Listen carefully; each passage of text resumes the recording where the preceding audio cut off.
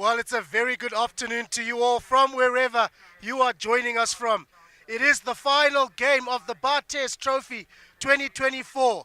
The host nation, Zimbabwe, taking on Kenya. This promises to be a very, very fierce contest. Zimbabwe, if they manage to win today, it will be a third time in a row, meaning they would have beaten Kenya 3 times in the last couple of years in order to claim this title. The conditions here are beautiful, cloudy, a little bit windy, but the sun is shining at the moment. And to chat us through what is going to be happening this afternoon and have their thoughts on the coming game, we're going to go down and join Rimbo and Ashley. All right, thank you very much, TC. A fantastic atmosphere that is out here at Harare Sports Club. As you heard, the 2024 Rugby Africa Under-20 BARTHES Trophy culminates and ultimately rises to this level. My name is Ruimbo Chakoreka, and of course I've got Ashley here, one of our analysts. You saw him on match day 2. Ashley, a fantastic afternoon right now. Lovely afternoon. The weather's kind of hectic here. It's changing. I hope the game is just as good as the weather. Lovely atmosphere. I hope we continue with this atmosphere all the way through. This is what it means. They've played the past 2 games, and this is what they were playing for. It's all to play for today. There's nothing to give. They're going to leave it all on the park. Oh yes, in terms of leaving everything on the park, it's Zimbabwe versus Kenya, and whoever wins this particular match is going to be going straight to the Junior World Trophy, which will be played in Scotland in July. Now, Ashley, we want to dig straight in and go into the teams, and we're going to start off with the home side. The team is out, and of course they've done their warm-up. Kenya are the ones that are just about to finish off. But let's dig straight into the Junior Sables. An interesting lineup that has been mentioned. You're obviously going to start off with the backs. The back line is where we feel all the magic happens for the Junior Sables. So coming in at 9, we've got Cody Grant. So that's a change up there. It seems like Sean D'Souza wants to go for something a little bit different. He's got a 10 in Kolwani Moyo. Alex Kern punches his ticket back into the side. Then we've got Edward Sigauke. He comes in, the electric runner comes in at the outside center. Then we've got 11 and 14 with Emmanuel Maguta Kuona coming in at 11, and then at 14 we've got Brendan Jameson, and then of course right at the back is co-captain Benoni Nekairo. Now Ashley, give me your own general insight. What you think first and foremost, starting at the 9 and 10 pairing, at that halfback pairing? What do you think Sean D'Souza is looking for there? Right, Kolwani, last game we played Benoni Nekairo was at 10. Now we've seen a change. We bring in Kolwani. Kolwani moves the ball a little bit faster. Kolwani can identify gaps and take them. He's ball in hand and he keeps moving. And then when you put Nekairo at the back, that's another threat. I'd make it, give an example of the Springboks 10-15. They use your number 10, then you use Vili Leroux as the extra 10 when the initial fly-half is missing.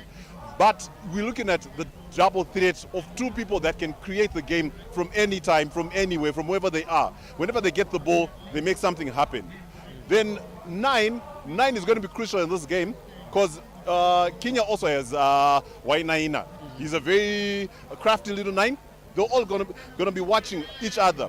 They're all try to win the ball, initiate their moves from the back of the scrum. If the forwards give any team that gets a front foot ball, well, the back line's got a good game all day, because I'm looking at the Zimbabwe line. The Zimbabwe line has put a lot of pace there. Let's look at the 12-13 pairing. Sigauke moving from 14 to 12. We're injecting the pace into the back line.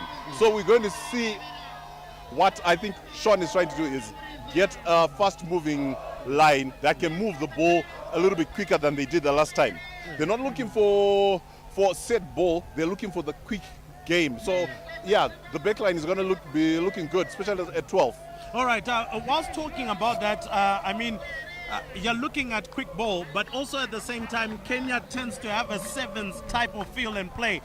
They will also want to run the ball through as well. They've also got a fantastic center pairing as well with Mawalwa, who's right in there and was in the thick of things in the Tunisian game. So how do you think that maybe Kenya might want to counter that Zimbabwean backline? Right. Kenya has moved Wamalwa from 12 to 13. I'd like to believe they're focusing on having more ball with him outside. So we're most probably going to see this. Their wings coming into play a whole lot more. The wing fullback pairing, the back three coming into play a whole lot more. Was Wamalwa can take the ball up. He's now moved from a crashing center to a creative role where he's got to create the ball for the back three. And if Zimbabwe plays their game, they'll have to shut Wamalwa down completely. Make sure that the outside players, the outside trio, doesn't get any free ball. They've got to work for that ball. And I think any missed tackle on Wamalwa means that you're releasing their 14, their 11, their 15, they're gone. And we'll always be under pressure. If he gains half a meter at every ball, we're going to be Zimbabwe's going to be under the pump. Oh yes, definitely they're going to be under the pump, but also there's just one more thing that we're going to be looking at before we take a look at the forwards as well, is the fact that you mentioned Benoni Nekairo, and looking at that back three, do you think that will find that fluidity with Emmanuel Maguta Kuona, who most probably may find it easier playing with the likes of Shama Jackson? Brendan Jameson struggled a bit there within the rather not the Namibian game, in the Tunisian game.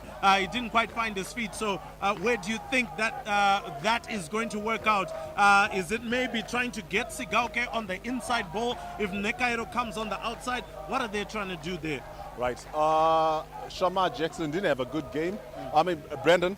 But you see, every game is different. They've had a good couple of days to work out the game plan. And him walking onto the field, it's a new day, it's a new game, new mindset. He's coming out confident. Whatever happened on the game against Tunisia, he's left it behind. He's going to come out there, and I believe, like every other rugby player, you're going to go out there and give your best. He's going to push as much as he can to make the team get a foot forward. As for Edward Sigauke now presents a highly mobile 13. He's quick on his feet. I've seen the try he scored against Tunisia, where he was sidestepping at full pace, which is beautiful to watch.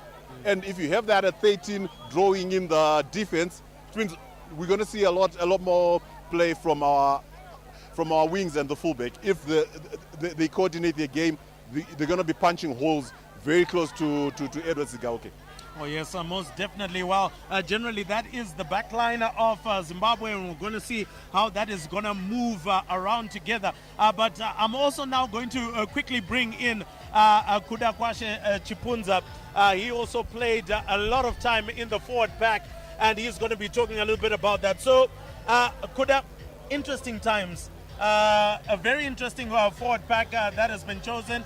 Loange Mutima Urukundo is coming back into the side. He had sustained a knee injury, but he's coming back into the squad, and obviously that will mean some of the set pieces that Sean D'Souza wants to be executed will definitely be done. Yeah, I think this game centers mostly on the forwards, especially in the scrum. If you saw last time against Namibia, we struggled a little bit in the scrums. Our props, mainly the lucid, has to keep the scrum low. The power of the scrum moves in one line, so they have to keep it tight because the Namibian pack is quite bigger than our pack. So everything now, it depends on technique. Everything's going to be technical. We need the long bind of the props, and we need them to keep the scrum low, then everything is good. We've got a very mobile pack, so we know that on set pieces, they're going to be attacking from depth, 2 phases, and then the ball goes wide. We're going to be good to go. All right, let's talk about, in terms of our back rowers, we've got the likes of Tabani Ndlovu. We've seen the likes of Polite Piri as well, also coming in. I believe he's also part of the loose trio. But, I mean, generally, have you been impressed with the way that our jumpers have gone? Tawana Nyashabwanye, that's the other one I was forgetting. So Tawana Nyashabwanye and Tabani Ndlovu being our back rowers, generally, have you found their work rate to be effective? Have you found their jumping set pieces also to be effective? Definitely. Their work rate is very effective, and these guys, they're big guys. I think if we stick to the 2-ball, especially when we are in the Obosi 22, we're going to have a good game. We're going to good go forward ball. Everything is going to move well. All right, now let's quickly focus on the loose trio. We've got the likes of Polite Piri. We've got Alan Maunga, who's also a co-vice captain, coming in at the 8th-man side of things. And Joseph Benning as well, coming in as one of the flankers. Let's talk about the work rate of Joseph Benning. I mean, the young man has got heart for days. He has got heart for days. He's a very good back rower. I won't lie to you, he was very impressive against Namibia. We just need these guys to be very quick on the breakdown. We need them to push the ball quite early because Namibia, if you notice what was happening against Namibia, there was a lot of scrappy balls. Namibia were quick to pick all the messed up balls. So I think if our guys bring the A game today, because it's a crucial match, it's a very crucial game. So the back rows have to be on flick today. All right. Yes. And finally, obviously, talking about Kenya, it's very, very important to focus on Kenya and what they've been able to do within their scrums. Pointing out to the fact that, particularly against Tunisia, they bullied the Tunisian scrum all day long. And the Tunisian scrum is not small, by the way. Where do you think that the Kenyans have finally found like that second, third gear in order to push forward? I think what they were doing well was that they were moving the scrum as a unit. Yeah. So if you look at their locks, they were staying tight. Same with the props, they kept it very tight. So I think that's where they've got an advantage over us. And we need, like I said, we really need to work on our scrum today. And I'm sure that the coaches have done a really good job in the past preparing for this game. All right, and now let's talk about coming from the bench, particularly for Zimbabwe, before we go to Kenya. For Zimbabwe, coming from the bench, we see Huntsman Greaves punches his ticket as one of the front rowers. We've also seen the likes of Samuel Edwards. He's also part of that. We saw what he can do as well when he comes forward. Do you think that the bomb squad will be able to sustain some of the pressure that Kenya will put? Thank you for mentioning the bomb squad. We actually depend on the bomb squad in the second half. I think those guys will have fresh legs. They'll come in fresh off the bench, and we need them to do a lot of work today. They're very fit guys, solid big guys. I think we're good to go, sir. All right, fine. That might be the case, but also let's talk about Alan Mahunga. I want to focus a little bit more on the co-vice captain. I don't feel like he's had the kind of tournament that he would have wanted. Do you think that's also up to the physicality as well that he has faced within this tournament? I mean, Tunisia are big boys. Also, let's just put it together. Namibia also had some big boys within the line. And every time he tried to do a pick and go, every time he tried to go for crash ball, he didn't seem to make the penetration that we know him to make. Yeah, I think if he focuses more on attacking the outside shoulder and taking the space, he will have a playing game today. Oh yes, I mean we do have the team sheets here. Just quickly taking a look at what Kenya is bringing to the fore. I did mention before that they do also have quite a strong pack in the front. We've got the likes of Kuta, who's the 8th man. A lot of pick and goes from Kuta, particularly within the Tunisian game. He will also be a threat, particularly that 8-9 pass, which seems to be coming effectively into rugby now. Yeah, I think the whole combination between the 8, 9, and 14, when we're coming off the scrums, we need to watch out for that. Our back rowers now, we've got brilliant back rowers. We need them to work hard off the ball. They have to put in some good work off the ball, and then we can defend well.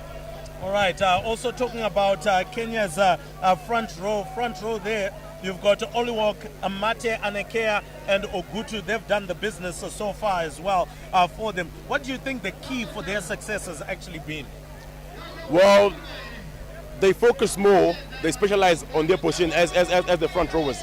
Yeah, it's because as front rowers sometimes you might not get to carry the ball so much, and these guys, they just focus on the technicals in the scrum so that they get good go forward ball, and I think they're good.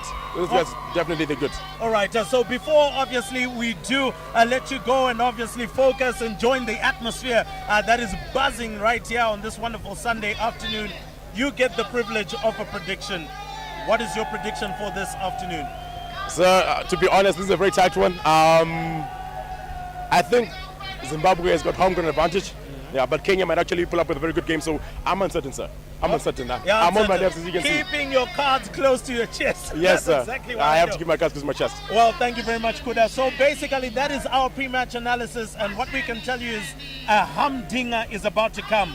Zimbabwe taking on Kenya for that one slot at the Junior World Trophy, which will be played in July in Scotland. Thank you very much at TC. We throw this one right back to you. Oh, thank you very much to Ruvimbo, Ashley and Kudakwashe for their expert analysis, looking at both sides, the Zimbabwean team and the Kenyan team, who are about to do battle in the very last game of the 2024 Rugby Africa BARTHES trophy. And that in your picture now is what they are playing for. The Zimbabwe under-20 team list. The front row is made up of Gabi, Mutimu Warukundo, and Bwanya. The locks are Machimbo and Lovu, and the loose trio of Dekete, Piri, and Alan Mawunga, very experienced. Him at the back of the scrum will be looking to put in a good shift this afternoon to make sure they do their part as a forward pack to overcome the Kenyan side. 9 and 10 combination of Cody Grant and Kolwani Moyo. Cody Grant, he's got a big kick on him. If he's called to do any kicking duties, I'm sure he'll be up for the task, as well as Kawani Molo, who also plays on the 9 and 10. He'll be looking to distribute well to get the rest of the back line of Kern, Sigauke, Maguta Kuona, Jemison, and Brendan Nekairo, who's playing in 15 today. The substitutes, Sarport, Shakirai, Greaves, Edwards, Benning, Jackson, Rusike, and Tembo will be looking to come on, as the South Africans would like to call them, the bomb squad, but they'll be looking to make an impact in this game this afternoon. Looking at the Kenyan side, which Rimbo, Ashley, and Kudakwashe were talking about, Oloch, Anekea, Ogutu will be the front row, Etale, Okumbi will be the locks, and the loose trio of Tino, Omolo, and Kuta. Kuta will be looking in to put in a big shift, big carries, and really march and urge his players on this afternoon. Wainana and Sikete will make the 9 and 10 combination. The two wingers will be Kip Tanui and Kip Chirichie. And as Rimbo joins me to analyze the rest of this Kenyan side, the center pairing of Okeyo and Wamaliwa and Ojela at the back. Rimbo, your take on this Kenyan side?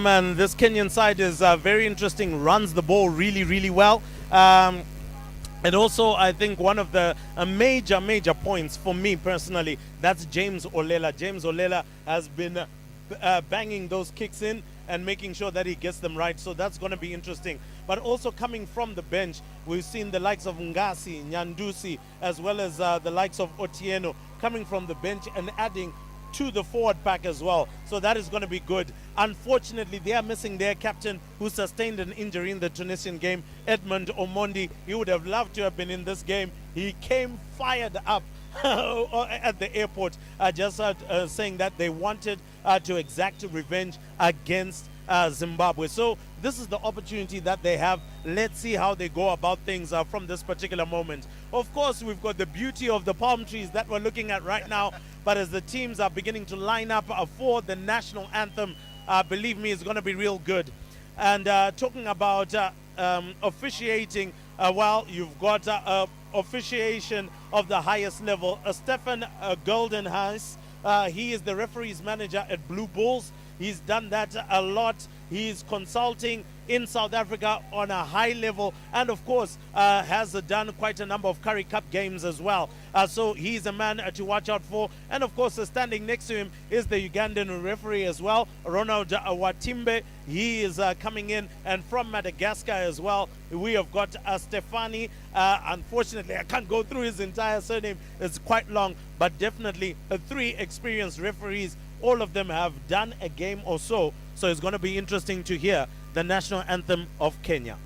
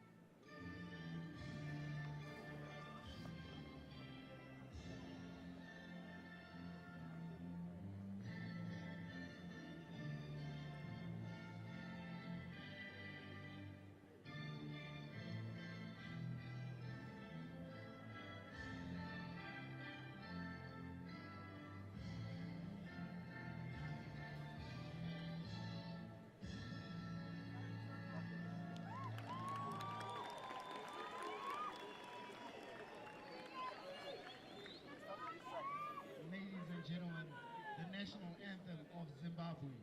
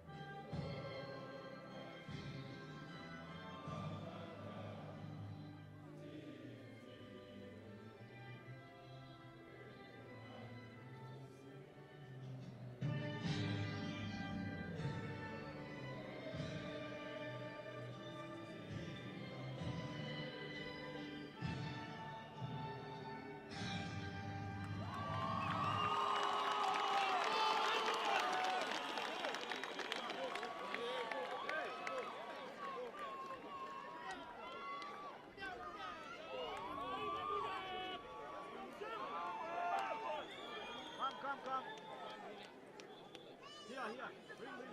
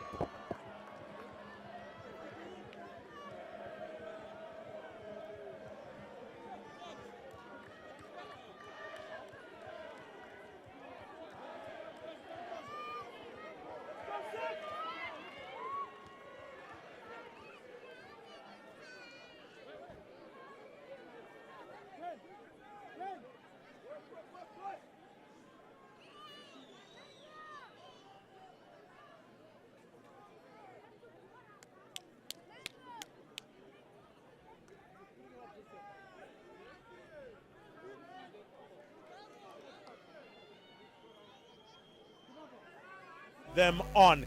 Now in picture is the referee, the man who controlled things in the middle of the park, Stephen Geldenhuis, as well as Benoni Nekairo, co-captain of the Junior Sables, and off we go.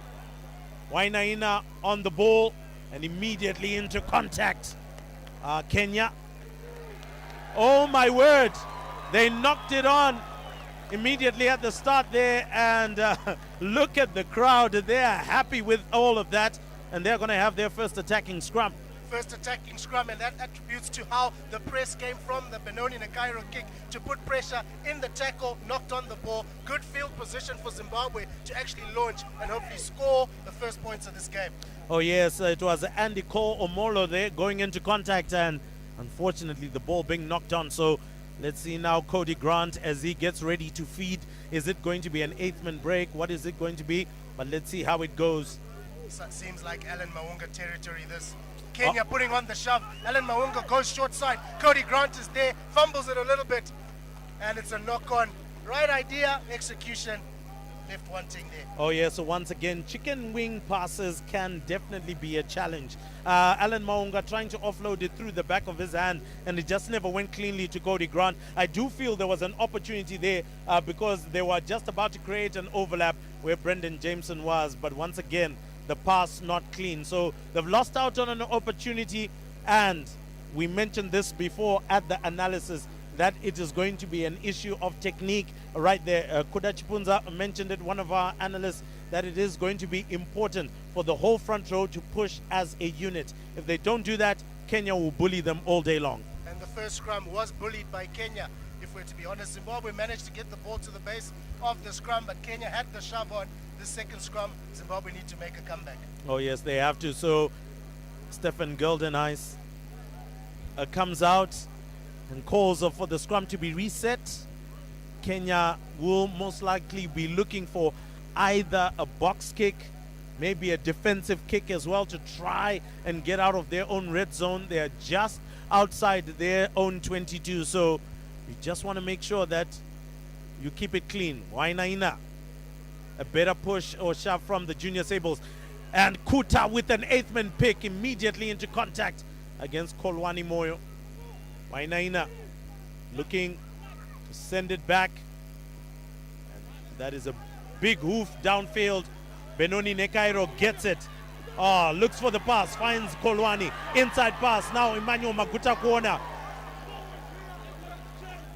Good support, Cody Grant picks it up. Oh, they miss it. And right now it looks like there are some nerves around this game. And Zimbabwe found offside, so jittery right there, jittery. What do you think could be the case right now as you look at that inside pop pass? Manuel Maguta corner comes in, but it looks like Zimbabwe was offside from the start. So anyway, that is going to be a big hoof downfield. It lands inside. Cody Grant picks it up. He decides to go for his own big hoof downfield. Picked up by Wainaina. Now James Olela, the man with the good boot, decides to go into contact. Ball comes out, and Wainaina rather under serious pressure, but good support comes in. Oh, Kenya looking for that crash ball, finding it quite easily at the moment.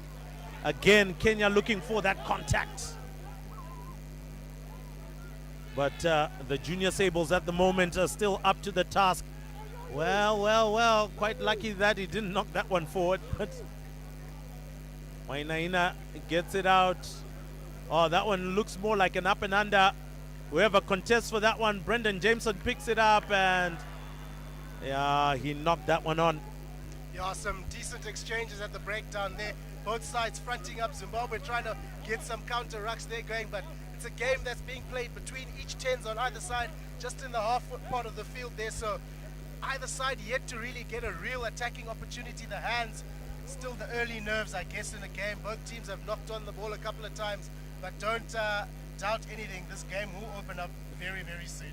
Well, there is a question that we generally ask. I mean, does it take a tackle to get you into the game? Or it's just one of those things whereby maybe just after running a couple of meters, then you do settle into a match. Maybe a big tackle or a line break, gain a couple of meters. That kind of gets the crowd going, gets the players going. Kenya now trying a dummy run there, but great defense from Edward Sigauke in the tackle there. Zimbabwe attempt the counter ruck. Kenya do well to recycle the ball. Slow ball here on this occasion. Zimbabwe sorting out their defense. That's what slow ball does. Good break line. They're breaking the gain line. Gonna put this to the boot. Up and under, keeping it in field. Pressure on Benoni Nekairo, who misjudges that one. Kenya knock it on. Zimbabwe will be playing under a knock-on advantage here. Oh well, what is that though? Oh, that is a penalty. What is wrong with the Kenyan player there? That is Bernard Kepchirchir, and the referee has called him. Well, what was that? Looked like he was throwing punches for days. Oh yeah. Hey? Son, it's not a boxing match, it's a rugby match. You gotta rip the ball, not punch the ball carrier. Well, most probably he mistook the player for the ball, but nonetheless, definitely not what we expect to see from a rugby player. Benoni Nekairo there with the ball out into touch. A very decent kick. And I'm sure that has definitely brought some animosity from the crowd. But just looking at that replay, I mean, you don't quite get what exactly the mind was to try and be hitting Emmanuel Maguta corner. But anyway, the play will go on. Kolwani Moyo finds a gap, almost goes in. It looks like there's a penalty. And there we go. Are they going to go for a quick kick? Are they going to go for posts? You would expect at this level that there is going to be some test rugby mindset that is going to be played here.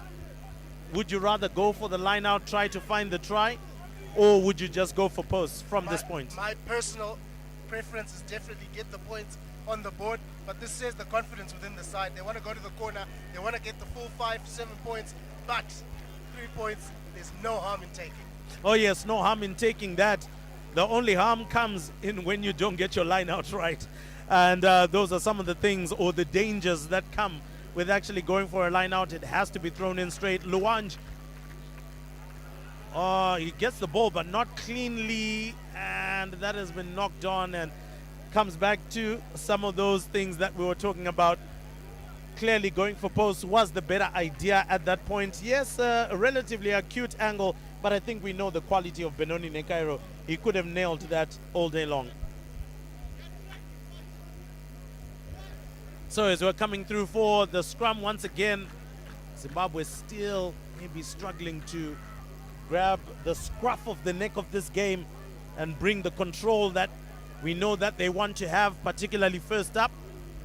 But Wainaina, oh, that's a big shove. Oh, that's a penalty against Kenya. But that was a shove. Where did that come from, TC? An absolute monster of a scrum from Zimbabwe.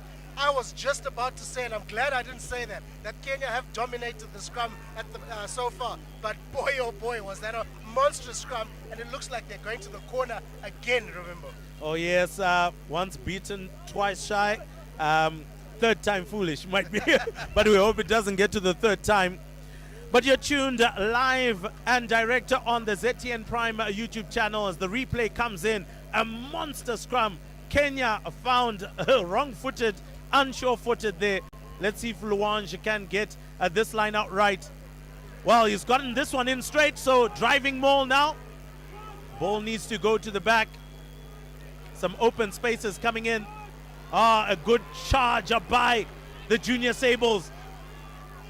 And that's the first stop. The referee calls it. They still want to go forward. Still going forward. The try line in sight.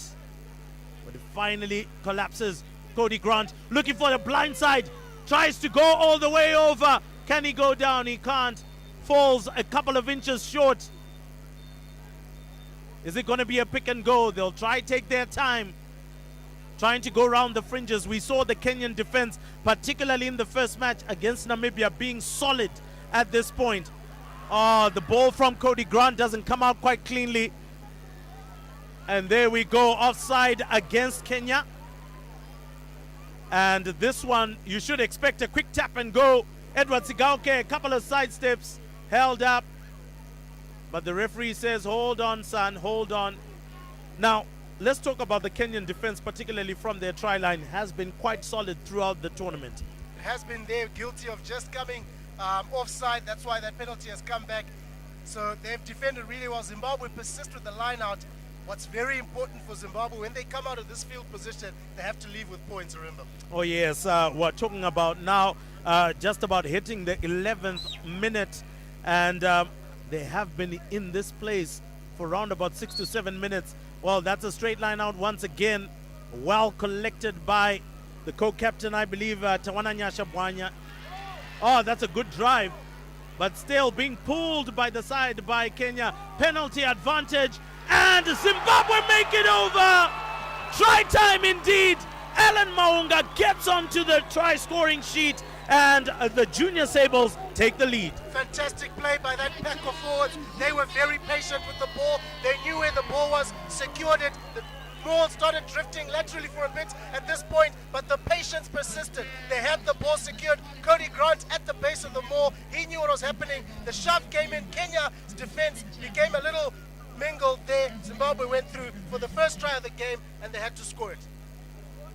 Oh, it looks like it might be Emmanuel Gabi who put that one down. Or rather, Tawana Nyashabwanya is the one who's playing at a prop today. And so it looks like he's the one who's put that in. Oh, look at the support that's coming through. That one is famously known as the Thunderclap from Iceland. Looks like somebody was watching Euro 2016 football there. So Benoni Nekairo will want to get this one in, stretch that lead. Does take a little bit of time with his conversions. Has had 2 of his conversions shut down so far in the tournament and needs to get this right. Well, he pulls that one a little bit too much to the left. Maybe needed to have guided it further towards the right. Sounds like the Kenyans shouted as they charged down there. So the referees are going to have a chat. He may have a second crack at this one if the assistant referees can prove that they actually did shout on the charge down. Oh yes, so it seems like nothing is going to happen there. So 5 points to 0. The Junior Sables in the lead. So looks like set pieces are working there, and Kenya has to find, you know, their place on how to stop those set pieces from working. Twice driven back, and ultimately a result coming from it. Another high hanging kick by Olela. Looks like it's coming to Alex Kern, and Alex Kern, they're losing concentration as he's going for the ball. Well, he's someone who also might need to try and prove a point to Sean D'Souza, because now it's no longer just about the BARTHES trophy, but it's now really about the Junior World Trophy. What Zimbabwe don't want to do is allow Kenya easy passages back into this game. A knock-on at the restart of the game like that kind of allows Kenya to get back into this game, to feed off Zimbabwe's mistakes. Zimbabwe need to be clinical in open play. Alex Kern making the mistake there, but scrum time. Kenya get the put in. They get clean ball. Is Cody Grant onside? Yes, he is. Zimbabwe do well to pounce on the ball. They're in their own 22, and they've got the ball at the base of the scrum. Here come the back line. Alex Kern sends it to. And here comes Benoni Nekairo. He's got Makuta Kuona inside ball, but Kenya do well, and they rip it out of the tackle. Not good ball security there from Zimbabwe. But that's the kind of rugby they like to play, the Zimbabwean under-20s. They like to play 100-meter rugby deep in their own half. They managed to get into Kenyan half, and Kenya made a mistake, kicked it straight out. Wow, well, well. Talking about getting into someone's face, Emmanuel Maguta Kuona getting into the face of the Kenyans there for a poor kick, which has been brought back.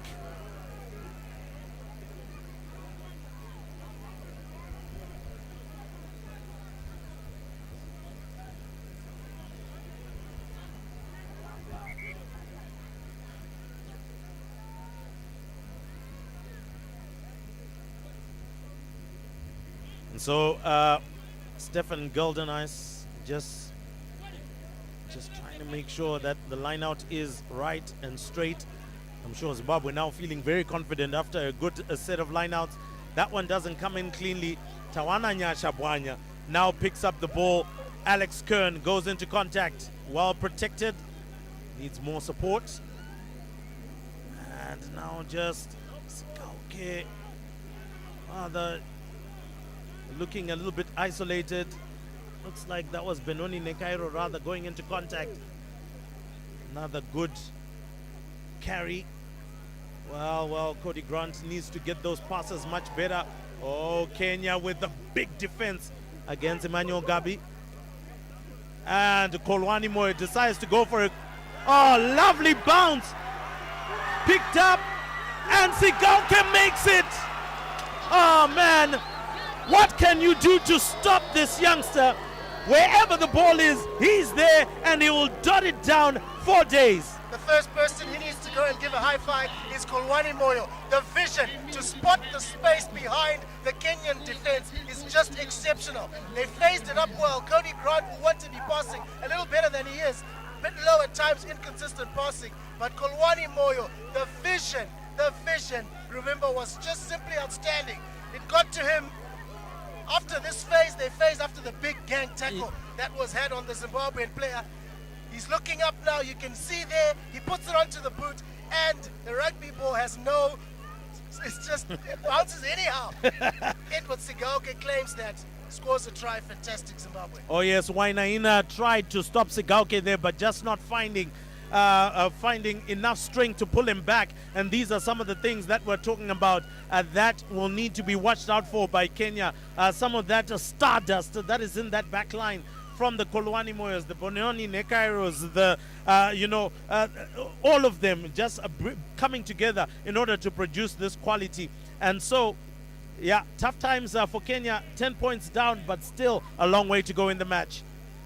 Once again, Benoni Nekairo pulls it wide and, well, needs to have a better reading of the wind, because the wind seems to be pushing across Harare Sports Club, which is what it usually does, from right to left. And so he needs to push it outside the right post to try and get it to curl back in. But so far, so good for the Junior Sables on home turf, pleasing their fans.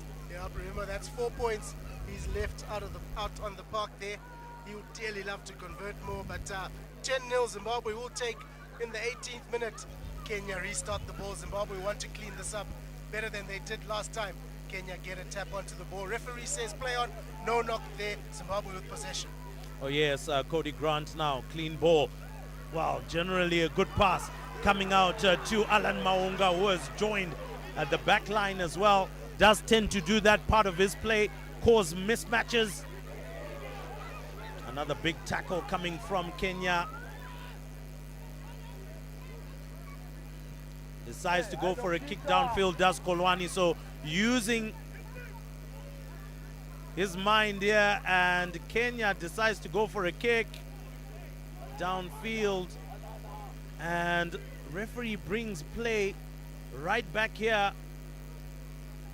I believe that must have been an offside line from Zimbabwe, and this might be a kicking opportunity for Kenya, unless if they decide to go for post.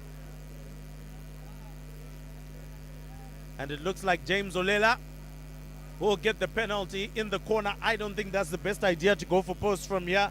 Maybe try go for a line out and then try see if their driving more is working. This is the first line out that Kenya will have to show that they have got their set pieces correct. Absolutely, and it's like you're wired down to the players there. Remember, they are going for the corner. They will take the line out. They really do need to respond. 2 unanswered tries at the moment. Kenya have to respond. Oh yes, so let's see now if the line out is going to be clean and good like it was for the last couple of days. Mate Anekea, Bramwell, he has done the business so far in the tournament. Well, that one comes out but doesn't look too clean, and that one wasn't in straight, so Zimbabwe surely should benefit from that, but it doesn't look like it. It's a free kick. So what was Zimbabwe doing right there? Unfortunate there for Kenya. They come away with the free kick there.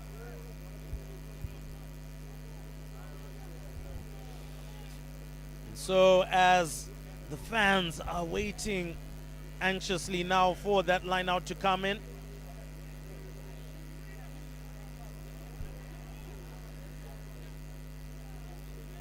or rather the scrum, they chose to go for the scrum.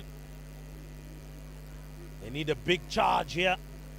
Zimbabwe needs a big push, and Kenya find the big charge. That easily is going to be a penalty. It is penalty advantage for Kenya. They're driving all the way. Are they going to go over the try line? It looks like they are going to make it. Surely it's just to dot it down, and it's try time for Kenya overpowered, outdone, and Kenya get onto the score sheet through their 8th man, that is Ido Kuta. Well, talk about scrum dominance. Remember, doesn't come better than that. Driving them more than 5 meters to dot down the try under a penalty advantage. This was just lethal teamwork from the Kenyans, showing their real strength. Zimbabweans front row really, really under pressure. And from there, you can see the referee's arm is out for the penalty advantage. Surely a penalty try was going to come from that as well, possibly. If they didn't dot that down, Kenya now have an opportunity with the conversion to come to just trail by 3. Well, talk about rugby being unfair. I mean, you give a penalty try for me being pushed over. I mean, hey, I've been pushed, I've been defeated. Why punish me on top of that? I mean, it's unfair. The only good thing, I guess, for Zimbabwe is that the scrum didn't collapse. Had that collapsed, it could have been a penalty try, and they've got maximum points there. Zimbabwe lead by just 3 points now. Oh yes, James Olela, as we mentioned, very, very important with the boot for Kenya, and he has been doing the business throughout the tournament. So let's see how Zimbabwe will respond from here and try and get things going, because I think you can see the crowd there just a little bit concerned with the way things have gone down, particularly in the last couple of minutes. 22 minutes gone. We are live and direct on ZTN Prime on the Facebook page as well as YouTube channel. You can share the link and let others join in this important encounter for both sides. Whoever wins goes to the Junior World Trophy in Scotland in July. So now Kenya going for the big hit, but a great tackle by Tawananyasha Bwanya, co-captain for the Junior Sables. Big kick downfield. And that one goes straight out, just inside the halfway line. Massive clearance, really, really good there. They exited very well from the kickoff, kept it nice and simple, and they've taken play right close to the halfway line. Zimbabwe throwing. Oh yes, so Luange so far has been getting those lineouts correct, but it's also going to be important to see whether Zimbabwe can obey the rules here. And so referee Stefan Geldenas just trying to make sure that everybody is in the right space. Oh, that one has been picked up well by Alan Maunga. It looks like they collapsed the more, and that's a penalty immediately against Kenya. Usually called a sacking in modern day rugby, but if you sack it, you're gonna have to have it. That's the penalty. You are allowed to sack it immediately, though. That wasn't immediate. That was after when the maul was moving. So right call there from the referee. Benoni Nakairo will send this to the corner. Well, talking about immediate, is immediate dependent on the referee or me? On the referee. He's the man of the whistle. Well, beautiful kick as well for touch there. So that is just on the 5-meter line. Surely it should be just another easy line out. Go for a driving maul, unless they sack it again. So well taken by Alan Maunga. Trying to drive. Kenya now looking to push them out, but need to be careful there. Trying to turn it. Kenya succeeding. It's a penalty. It is a penalty. Kuta coming by the side, trying to get things going. Kolwani Moyo sends it out. Brendan Jameson. He doesn't release it on time, and surely Kenya are going to try and take over that ball, but they don't. Kolwani Moyo, Manuel Maguta corner, big tackle on him. And Kenya now looking to hustle the ball away, but they can't. Cody Grant passes it out. Tawananyasha Bwanya brought down. Grant again on the ball. Kolwani Moyo sending it out. Again, Kenya at the moment struggling for their defense. Offside. That one, oh my word. Once you see the referee calling out twice, and then the referee is going to call whoever is the captain to say you need to calm down and you need to behave. They've really lacked discipline on that offside line this entire half, and the referee's had enough. He's He's run out of patience. That will be a yellow card to the Kenyan number 2. And they've got to work on that discipline in defense. Oh yes, so Bramwell Amate Anekea has just received a yellow card. He's put his team under significant pressure. That means 10 minutes without him. He should be coming on just before the halftime break. But once again, Zimbabwe will do the necessary, and that is a go for the line out and get it in. Go for the driving more. They are short of numbers now. But TC, interesting in terms of discipline here for both sides. Both Kenya and Zimbabwe need to watch out that yellow card, or rather that penalty count. Otherwise, it can become a serious challenge. Oh, that line out didn't go in straight. And that's the challenge with line outs.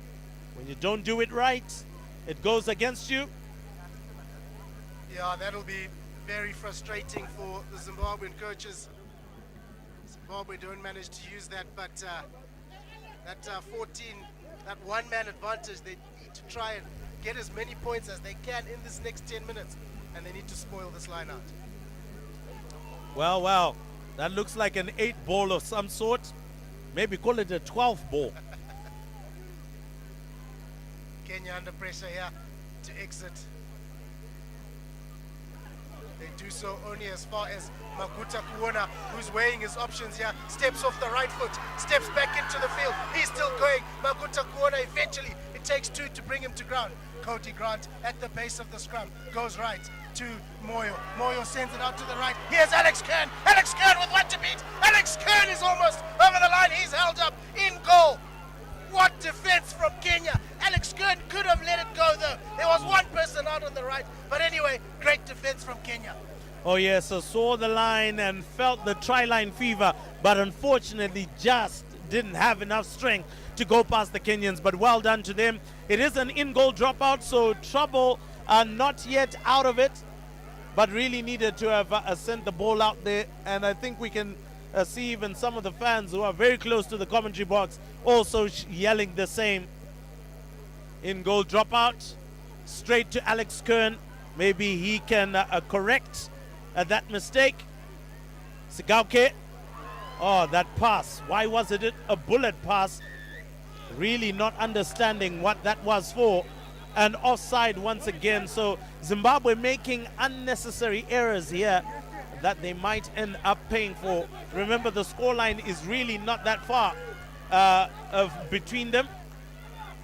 And the disappointment on fans' faces clearly evident, TC. Yeah, very evident.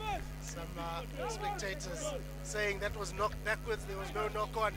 So, but it's unfortunate that they don't have the whistle. I mean, the referee's got the whistle. No matter how much we complain, those decisions won't change. Well, talking about whistles, I mean, you could buy one, right? Yeah, it won't sound the same. Well, they go for another line out, do the Kenyans. This time round, it doesn't look straight, and they've wasted another opportunity for them to inflict some pain, or rather, to get some points on the board. They don't have a hooker. And it looks like the Kenyans here are just having a little bit of a chat with the referee through Andy Cole Omolo. Need to get a hooker in quickly, and that means Willie Tino, who has come in for the injured captain Edmund Omondi, has to step out. And number 16 coming on is Brian Shile, who will have to hold fort for this moment. So Cody Grant once again with the ball. Need to have a big scrum to Zimbabwe. 8-man pickup to the 9, to Kolwani, looking to send it out. Benoni Nekairo to Brendan Jameson, who goes to ground. Now been held up by Kenya, creating a mole. Now it's either Zimbabwe joins or collapse it. But even if they do, held in that contact or so. Brendan Jameson, I don't think being too smart about going into contact against the Kenyans. We saw that happening all day long against the Tunisians. The Kenyans held up all of the Tunisian runners that came into contact, and they suffered turnover because of that.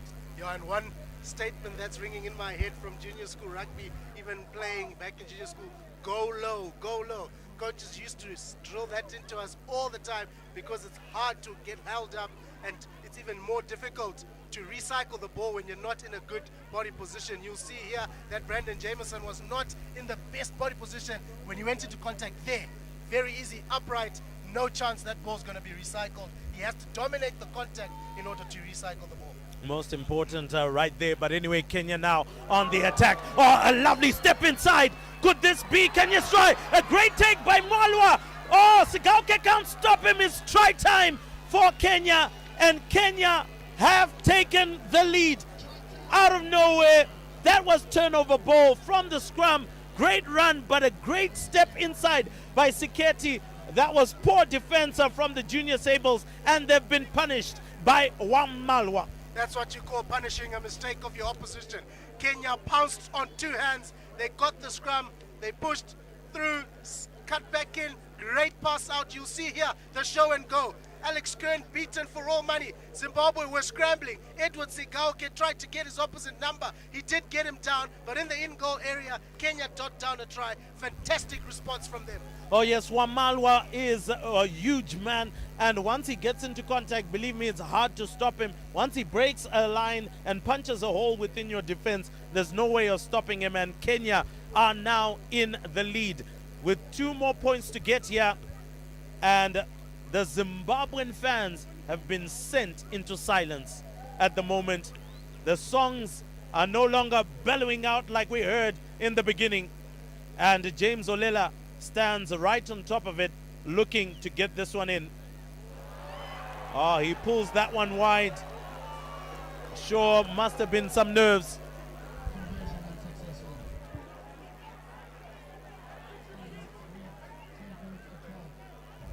So as the replay comes in, a lovely dummy. Alex Kern shot in defense, and that created the gap, and there was no way of stopping Wamalwa from there. Yeah, too much for the defenders to do. And Kenya get back and lead by 2 points now. How quickly this game can change. Negairo with the restart, much better kick this time. Good kick chase from Zimbabwe. Kenya fielded well. Kenya break through their lock forward. A missed tackle, but finally taken down by Cody Grant. So Zimbabwe needs to be a bit better there in terms of their defense. Otherwise, Kenya now punching holes. Wainaina, Siketi goes for a chip over the top. Oh, that's a great bounce. Oh, picked up by Cody Grant, but where's the support? Trying to turn over, and the referee is obviously going to blow for a knock-on by Kenya, but now Kenya are in full flight at the moment, and they're looking quite good for their money. They're taking their opportunities, aren't they? They're really, really pinning Zimbabwe onto the back foot. They are leading by 2 points now. Zimbabwe, maybe just a lapse in concentration. They really need to regroup. Half-time couldn't come sooner from the Zimbabweans. Have a look at this. After this breakdown, clever little kick, almost like what Kolwani Moyo did earlier to earn a try for the Zimbabweans. It was fielded well. 12 and 14 together. The inside pass, perfect. Just couldn't go to hand. Cody Grant to the rescue. Oh yes, one of the other things that I must also quickly point out is that Zimbabwe, surprisingly, are being put under pressure by 14 men. And that is something that Coach Sean D'Souza will not be happy with at the halftime break. Now you're trailing to 14 men. That's a big shot from the Kenyan scrum. And it's a penalty. It is a penalty. Oh my gosh, Kenya has got all the momentum right now. And Wainaina suggests once again to go back into the scrum because they are dominating in the scrum. That was always going to be a bit of concern. And I think we heard even from Kudakwashe a little bit earlier on as he was talking about how important it would be to come out and deal with all of those challenges. Yeah, this is not the ideal ending to the half that Zimbabwe would have been wanting. Kenya, though, credit must be given to them.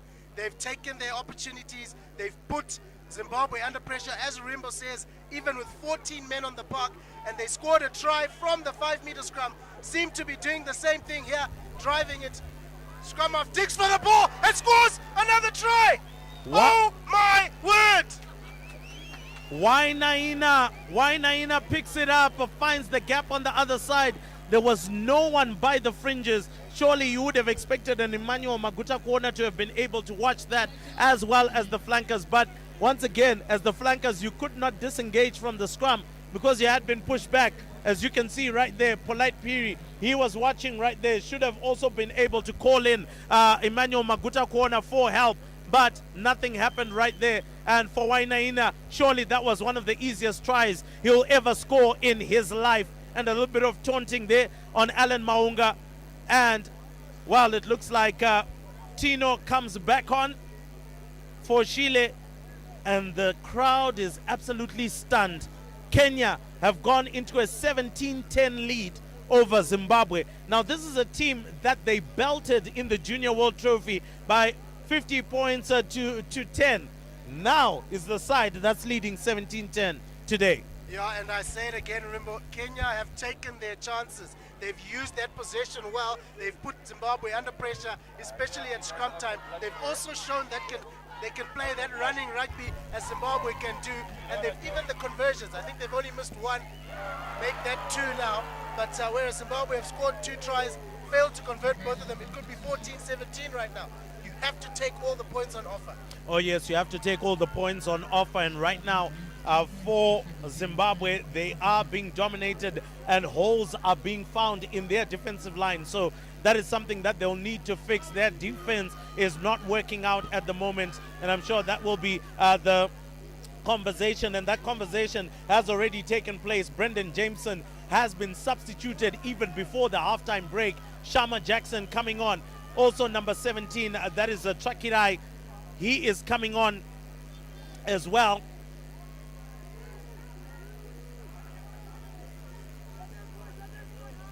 And so a high hanging kick. Oh, that's a knock on from Zimbabwe and picked up by Kenya. Kenya on the front foot. Shama Jackson looking for some support.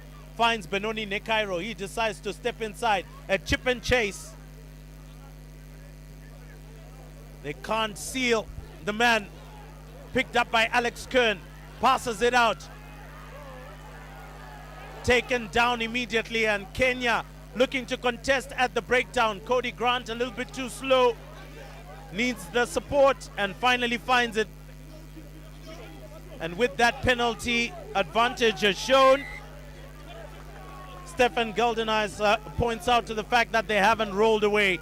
So Zimbabwe now just getting some go-forward ball. What they would appreciate is if they could put in a try and maybe convert it and just have it leveled at the moment, because it's not looking good at the moment. Yeah, Kenya are in Zimbabwean faces.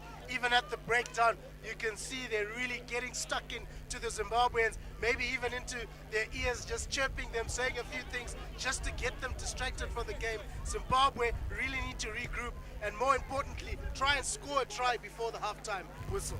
Oh yes, that would do a world of confidence for them, but right now the Kenyans are on the front foot, and Zimbabwe just trying to get themselves back into the game. Maybe need to try and change some positions there, try and get some go-forward ball. Now trying to go for the driving more. Looks like at the moment it might be successful, might step into touch. Need to be careful. And the ball has not come out. And they've lost that driving more. The ball stuck for far too long in that particular space.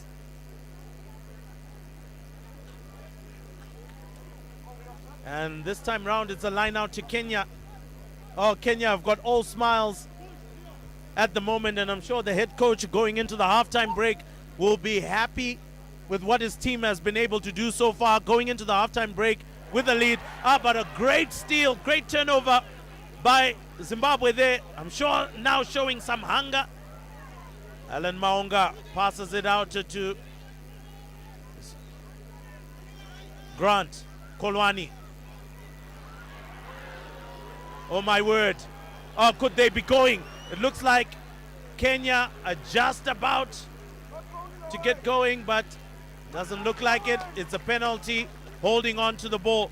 But Kenya were just about to get away from that. So Alex Kern really struggling. And once again, one of the things that I've seen Kenya employing very well, they don't want to allow Zimbabwe space. So they're employing that rush defense that we tend to see with the Irish. And that is causing Kolwani Moyo not able to get the ball out to the outside center, which is where they want the ball to be, to Edward Sigauke.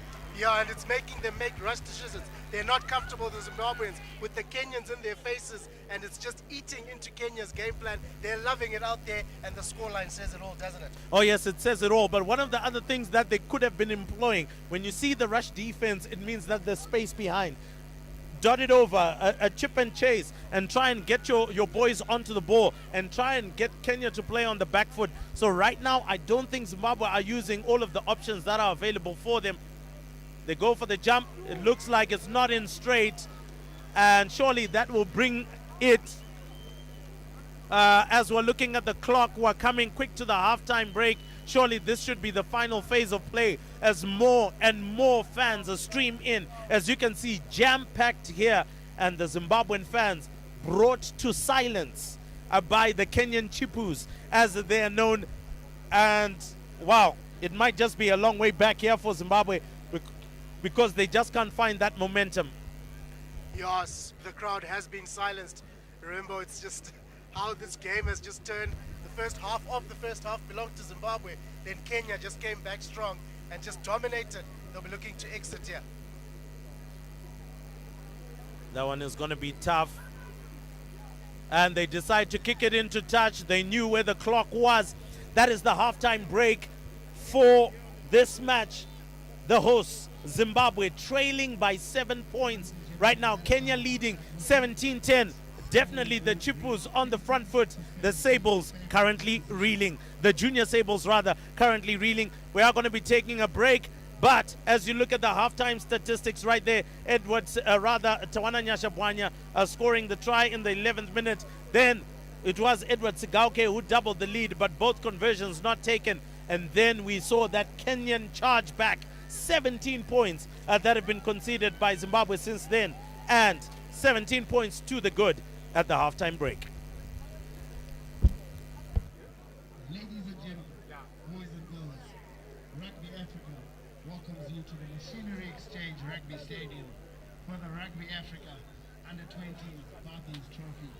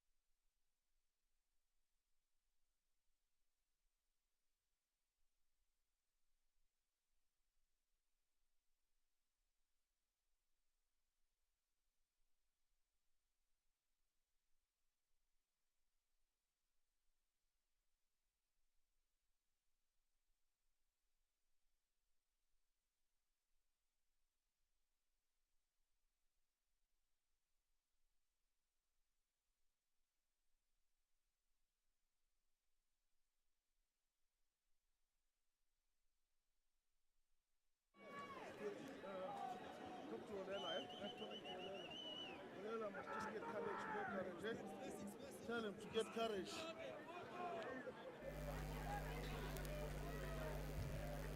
So welcome back to this pulsating encounter here at the 2024 Rugby Africa Under-20 BARTHES Trophy. And yes, if you're looking at the scoreline, it's exactly what it is. Kenya leading 17 points to 10 against the hosts. The hosts with a lot of work to do if they're to get back into this match. Cody Grant picks up the ball, immediately taken down.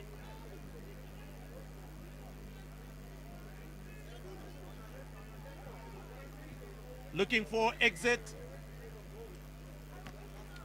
And that looks like there was a high tackle. And so they do have another opportunity to get out of their own 22. Try to make things happen for themselves. Benoni Nekairo now needs to dig deep as one of the senior players in the side. Alongside his co-captain Tawana Nyashabwanya. Have to rally the boys if they intend to get back into this one. And the kick, well, a bit of a roar in the fans as the Tunisian coach grabs that one. Obviously rolling back the years to his playing days.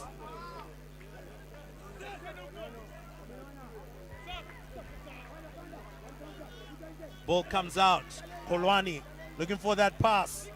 Benoni immediately taken down by Kenya.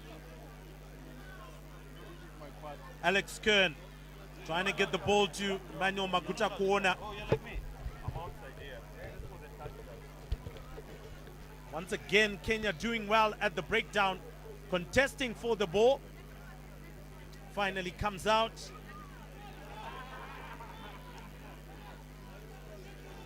So TC coming back from the break. Kolwani Moyo now trying to get the ball out.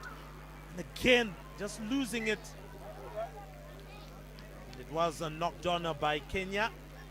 And so they will try and see if they can shove Zimbabwe out of this scrum. But TC, there has been tough times. I can only wonder what was said in the dressing room, but it must not have been kind. Yeah, it must have been tough conversations, especially on the Zimbabwean side, leading 10-0 and then going into the halftime break, trailing by 7 points. But we'll see how this one turns out. Kenya, though, definitely will have a spring in their step. They haven't done well in second half, though, in this tournament. So I think that will be playing on their heads. Zimbabwe will know that, and they'll want to put pressure here. Oh, yes, it looks like Benoni Nekairo just wasn't feeling too good, being attended to by the physio.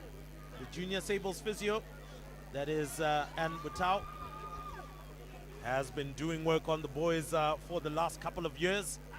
But again, Zimbabwe struggling in the scrum. And some of it is just talking about the head position, not getting into it right. And so Kenya are pushing them for days.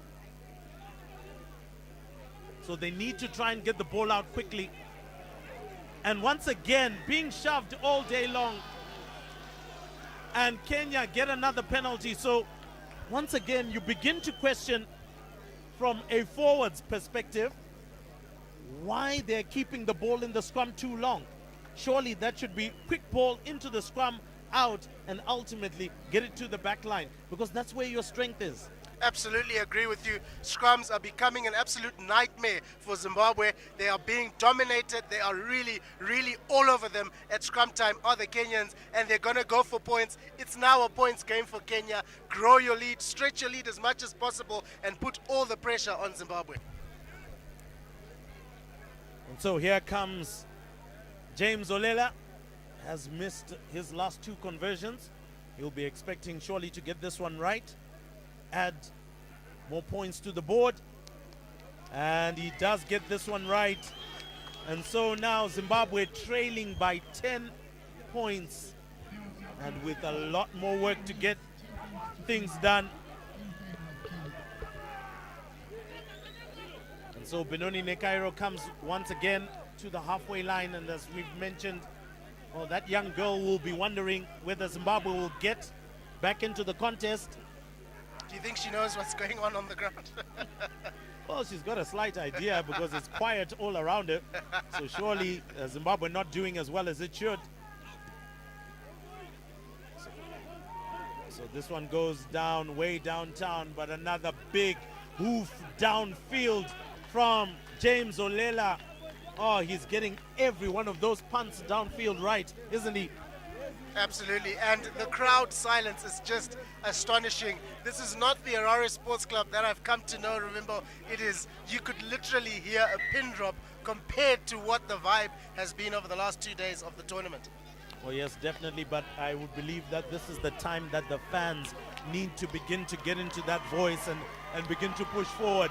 It looks like the bomb squad has entered, and immediately Cody Grant has been called off. Tinoru Sike coming on. Samuel Edwards joined by Huntsman Greaves as well as Jordan Sapo coming off. We're seeing Luange, Alex Kern, and also Kaitano Tembo coming on now. So looking for some go forward ball now. Kolwani Moya has now gone to the scrum half position, and Shama Jackson almost coming out that one, but a big tackle on both of them puts them in a very, very dicey space. So it seemed like they were getting a bit of momentum there, but Shama Jackson not looking too good, and that won't bode well for the technical bench. But looking at the line out, it was good from Jordan Sapo. In straight, came out, tried to get things running there. Once again, looking for unnecessary contact. Kenyans are much bigger than them, and they're ready for that physical contest. So you would want to see Zimbabwe doing a little bit better. And it looks like Shama Jackson got either a hoof to the head, a knee to the head in all of that play there. And guess what? It's scrum time again. Will the changes make a difference? Because Kenya are all over Zimbabwe, or rather were all over Zimbabwe at scrum time. But let's see how this one pans out. Oh yes, as you can see, some of the substitutions there coming in just 7 minutes into the second half, showing how urgent the matter is.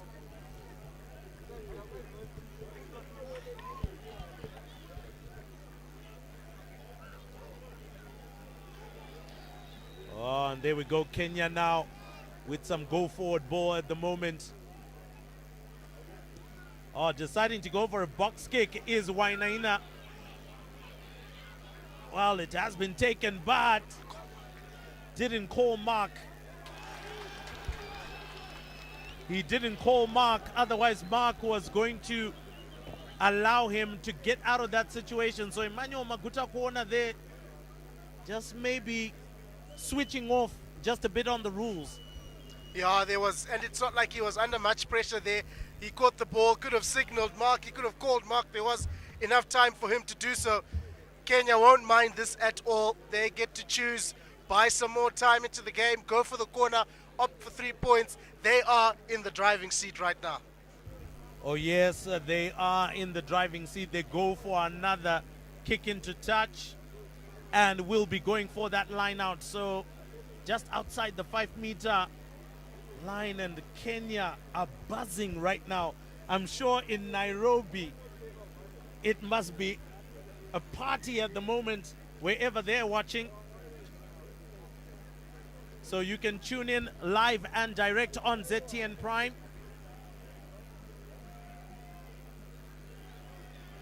Oh, well, a good steal from Zimbabwe. Ball comes out from Kolwani, and Rusike decides to go for a kick. Now he didn't pass the ball. Oh, he has been carried by Sigauke. Oh my word, where did he get that? Oh, that looks like a tip. Oh, it turned into a tip tackle. It turned into a tip tackle. And he will be lucky if he doesn't get a yellow card here from Stephen Goldeneyes. And it is a yellow card for Sigauke. Massive blow for Zimbabwe. Not good at all. Remember, not good. A crowd pleaser, yes, but in terms of the rules of the game, what Zimbabwe need right now is certainly not this. It was good until this point when he was tipped beyond the horizontal there. That's where the infringement, that is danger all over. Lucky that it wasn't a higher sanction than that. Oh yes, very lucky it wasn't a red card. Now he's out for 10 minutes, and that is not going to bode down well for Zimbabwe. Kicking T immediately for James Olela as he looks to stretch the lead even further. And it will be by 13 points that Kenya will lead. And surely the turnaround will become much harder for Zimbabwe if James Olela can get this one in. The kicking surely has been suspect for Zimbabwe today. Benoni Nekairo not at his best.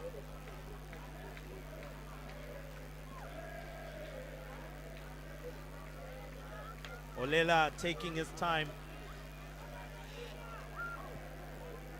Oh, well, it's looking decent, but it hits the post. So Samuel Edwards gets his hands on the ball, and they need to find an exit plan here. Because if they don't, it will turn worse for them. Oh, well, Kolwani Moyo gets it out. Benoni Nekairo gets boot on ball past the halfway mark, but not into touch. Now Siketi goes for an up and under, and that's up and under and out. Yep, Zimbabwe with it all to do here. Trail by 10 in the 50th minute.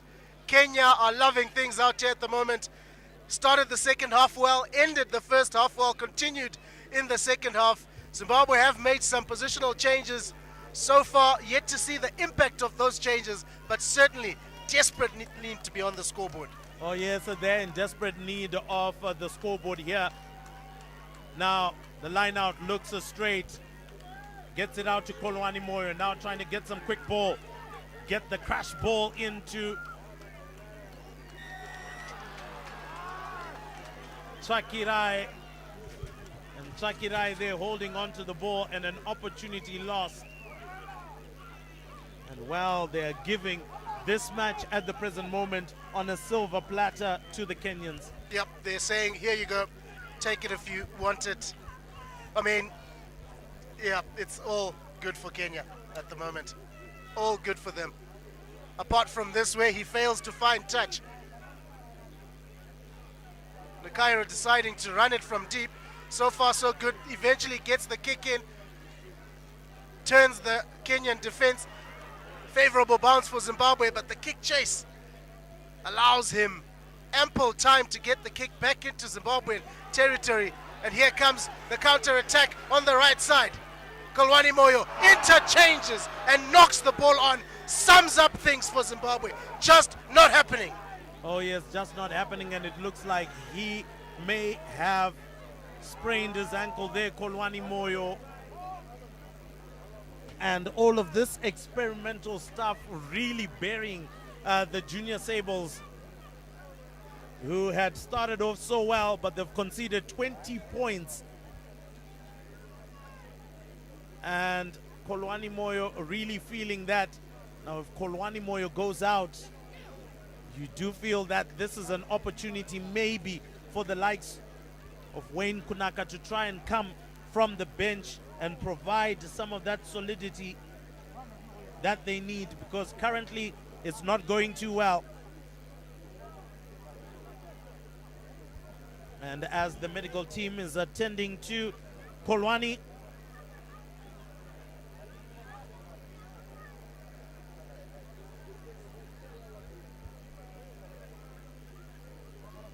it is a tough time indeed for the boys. Oh, this conversion not right, so Olela will need to get those right. Shama Jackson goes into contact, support needed quite quickly, and it does arrive in time. That 6 points gone a begging for Kenya.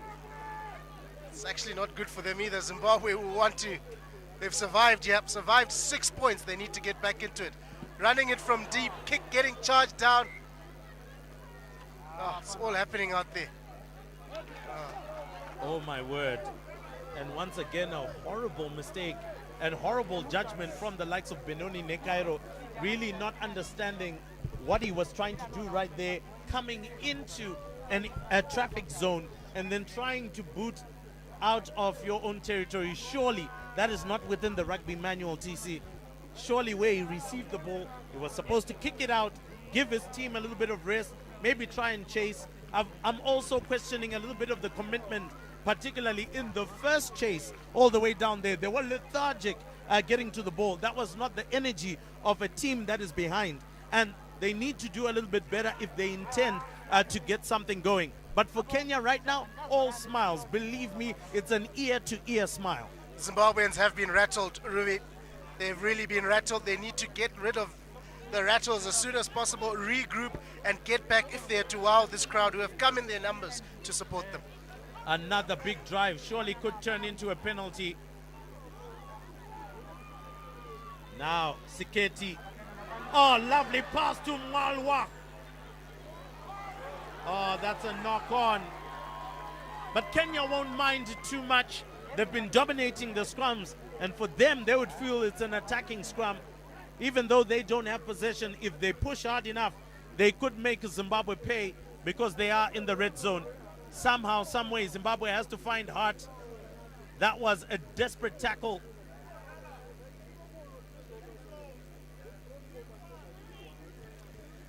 Well, I don't think Zimbabwe will be looking forward to scrum times that much in this game because, I mean, that's Kenya have won that battle, hands down. But you've got to keep going. You've got to try and dig deep. Fresh legs on the park for Zimbabwe front row.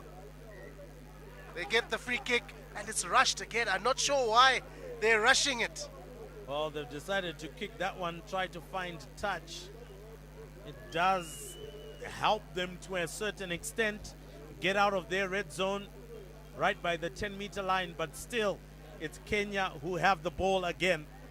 Now, not to forget that Bramwell, Mate, and Akea is now back on the park. So back to 15 for Kenya, but down to 14 for Zimbabwe. Round about 4 or so minutes left for Edward Sigauke to come back on if he is. And that was not in straight, so Zimbabwe get that possession. But the question once again is, what are you doing with the possession when you get it? This scrum, you're being dominated. Why is it not quick ball into the scrum, get it out? Don't play with it around at the feet of Alan Maunga. Get it out. An 8-9 pickup needs to now begin to take place, and that communication needs to happen between Kolwani Moyo as well as Alan Maunga. Absolutely correct there, Rui. They've got to get it out of the scrum as soon as possible. Zimbabwe have been under the pump. Kolwani Moyo needs to get this in and out, lest Kenya pounce. Much better this time. They do the 8-9. A dummy run there that could have been forward. He did well to hold on to that one. And the woes continue for Zimbabwe.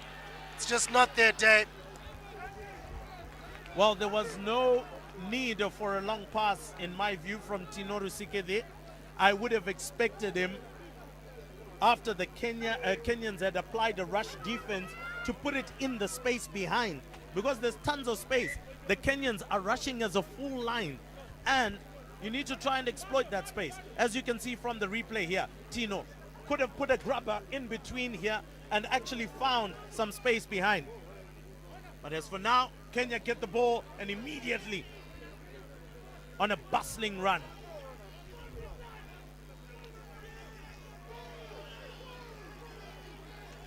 And now looking to build phases, but holding on to the ball.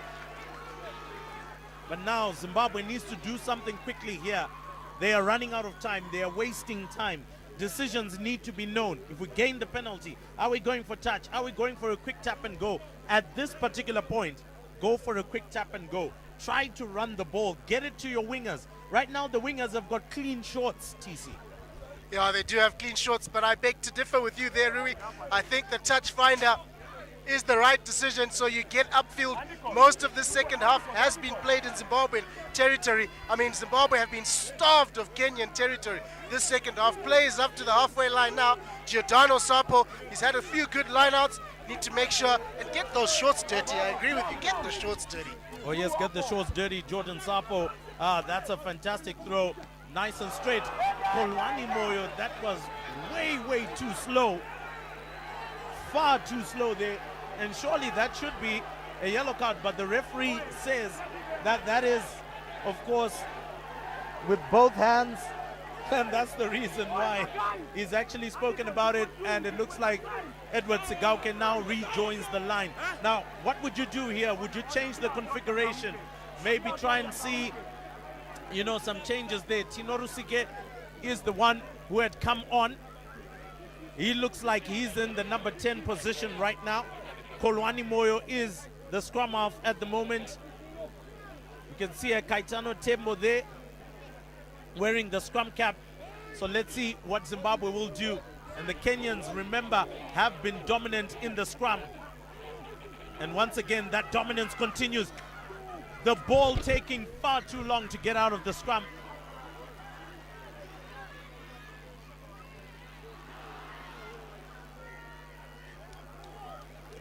And again, it's another knock. It is going to be another scrum. Now, TC, unfortunately, we do not have any earpieces in the ears of the scrum. Why is the ball staying in the scrum for so long? I absolutely have no idea. I'm as confused as you, Ruvi. I am not sure why we're keeping it in the scrum. Has to be quick ball out of that scrum as quickly as possible, and let's use our backs who have been starved of the ball, who haven't really they haven't gelled as a team, they haven't really used the ball, but let's hope for the fortunes of Zimbabwe, the fans that have come out, that they managed to get more points here. And so this time round, a more steady scrum, now trying to get to run the ball. They do have runners on the outside, but once again, the rush defense of Kenya are being the key right here. And there's tons of space behind the Kenyan defense right now that Zimbabwe is not exploiting. A box kick now attempted by, and that was a tackle on the Kenyan. Well, Maguta Kuona, maybe the showboating and the taunting in the face is unnecessary.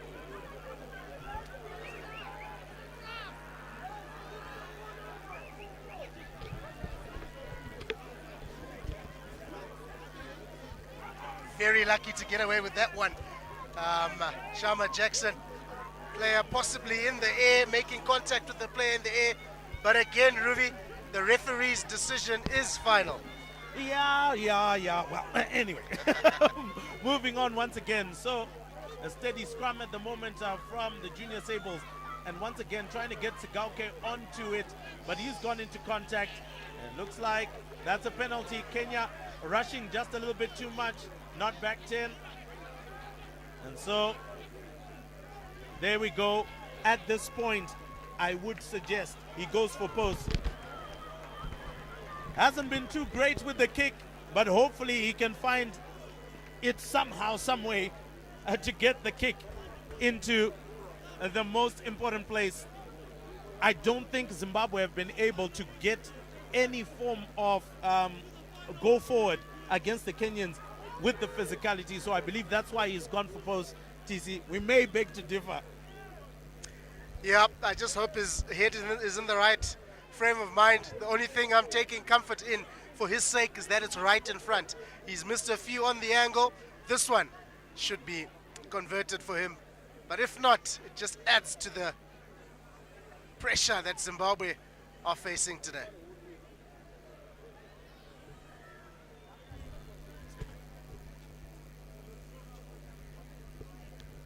So Benoni Nekairo now has to get things done, get the 3 points if he can. This time round it looks like it's good, and that one goes in, so 3 points there. Well, the captain has stood up to try and make sure that he can get some confidence in the boys, but 62 minutes gone. Well, only 18 minutes left in this match to turn it all around and win it. And so, for the first time in a while, Siketi has to try and restart play for Kenya. a high hanging kick, deep ball, well collected. Now deciding to run from deep within. Loses the ball in contact, and Kenya now on the front foot. And Akea substituted. And so the Junior Sables scripting their own downfall by losing the ball in contact and making it worse for them. Tries to go for a drop goal. Will he get it? Well, he misses the post completely, but he won't mind too much. It is only going to be a 22 dropout anyway for Zimbabwe, so possession will come back. Yeah, Kenya really playing their game, their dictating play out there. When you see a team going for the drop goal, you know they're comfortable, they're happy. They just want to chip away, extend the score, and that's probably going to come down with a bit of snow on it. Well, Kenya there for once making a mistake, kicking that into touch. Now it will be brought back in line from where he kicked it from, and that's just by the 10-meter.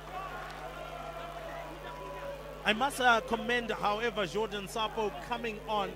His lineouts have just been as good as Luange's, so that isn't a point of concern right now for Zimbabwe.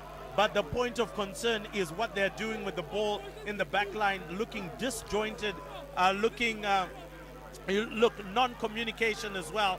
And one of the other things that has been highlighted as well from our analysts as well is that Zimbabwe needs to try and slow the game down, get their heads in the right space.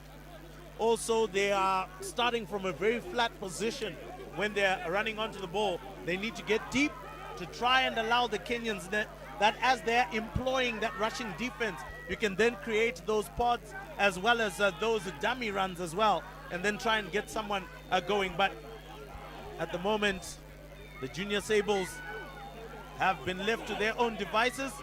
It's a 2-ball, it's in straight, and out. Tino Rusike decides to go into contact again, and Zimbabwe not learning the lesson. And now it's either they join that mole and the turnover comes. Zimbabwe not learning the lesson. We're beginning to sound like a broken record here, Ruby. The same mistakes being repeated over and over by the Zimbabweans. When you decide to go into contact, you have to dominate the contact. Otherwise, you will lose the ball. It's breakfast time for the Kenyans when you go into contact upright. They will hold you up. They've got the physique to do so. No chance for Zimbabwe in a situation like that. Oh, yes, and just to point out as well, the Kenyans have changed their front row. We talked about Ngasi and Nyasindu as well coming in on the front row. They can do a fantastic job. We saw that against Tunisia. And right now, great tackle there by Kolwani Moyo. And the contestation at the breakdown. But Kenya able to recover. And Wainaina gets the kick downfield, which is good. Benoni Nekairo now. He kicks the ball this time round, but it doesn't go out. So Kenya now on the counter attack. Goes for the chip and chase. And that was Siketi. That was a big hit on Benoni Nekairo, but looks like Siketi is the one who has come out second best.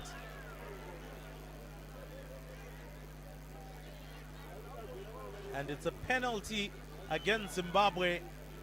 And Kenya has done what they do best. They've called for the scrum. Oh, this is tough going for Zimbabwe. The Junior Sables, Brendan Nekairo under pressure, supporting runners, not supporting your own body weight. You've got to get up. Referee right in front in a good position to see that infringement. And Kenya will take their time here. Got a decision to make, whether to go for touch, go for poles, call the scrum. But there is a player who's down. Seems like there's an injury there. But so far, Rui, this is Kenya's to lose. Oh yes, it is Kenya's to lose at the moment. 15 minutes left according to our TV clock at the moment. And here came the counter-attacker from Siketi. and he went straight into contact with his head. Surely that's why he just couldn't get back up. But Zimbabweans are then guilty of then ultimately coming and sealing that rug. So, well, one of the former players who would know a thing or two about what needs to be done, Kudzima Shawi. Good to see him back in club colors as well. Plays for a local side called Harare Sports Club. Used to captain the Cheetahs and played for the Sables as well in the 2019 Rugby World Cup campaign, which unfortunately Zimbabwe was not able to qualify for. But the Kenyan technical bench currently enjoying play at the moment, as you can see. Now Kenya pushing real hard, but decide to offload the ball. Mwalwa, can they stop him? And Siketi has been substituted. Juma comes in, but it's still a penalty because Zimbabwe were generally the first ones to get out of that scrum, struggling again with the heavy scrum of Kenya. I mean, these are two brand new front rows on both sides, and still the problem is the same. If Kenya score a try here, Rui, do you think that's the game done and dusted? Surely it should be done and dusted. Now number 6 from Kenya coming off.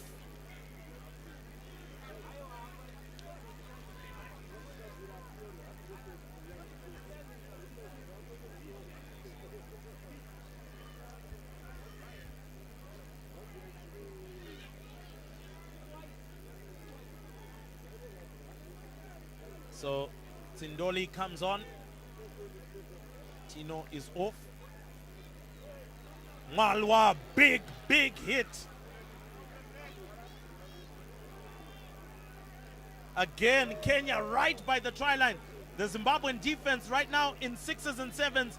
They need to try and find a way, but it looks like Kenya has found a way over. Oh, what a try from Kenya, building up the phases. And there, number 7, that is Onolo, Andy Cole Omolo rather, has scored the try. And now it is basically the first nail in the coffin. Big hit from Mwalwa, picked up by Wainaina, went for the third phase, and that's where they found the defense easy to penetrate. And Andy Cole Omolo gets it right. Surely at 25-13 with just under 10 minutes to go is tough times. Polite Piri has been substituted. Joseph Benning comes on. It will be a remarkable comeback, Rui, if Zimbabwe manage to come back and win this game. But you can't say Kenya do not deserve this. They have played well. They've scrummed well. They've been good in open play. They've managed the game well, especially this second half. They came out, they knew what they had to do, put points on the board. They haven't rushed things. They've played a good all-round game, and I guess they deserve this. Oh yes, look, they haven't had to chase the game. They did the business in the first half, and ultimately they didn't have to chase it. They could manage the game properly. Zimbabwe has not managed the game properly. A lot of very hasty decisions that were being made. I mean, Benoni Nekairo, you run into traffic and you try to kick it out. What are you trying to do? Also, once again, going into contact. We've spoken about this throughout the match, yet you aren't dominating that contact. So what are you doing right there? The forwards, they can't seem to stick out their scrums, be able to just keep it steady, get the ball out quickly. They haven't done that. They've tried to contest against the Kenyans, and they've come out second best. Well, the kick is successful. It's not, actually. He's missed the kick. Apologies. I thought that was right through the center. I can tell you one thing, though. Remember, every single Zimbabwean supporter who came to this ground today, we're not expecting to see this kind of rugby from the young Sables. Oh, yes, and you can see they're totally silent right now. And even some of the school kids right now are beginning to leave on the other side of the field.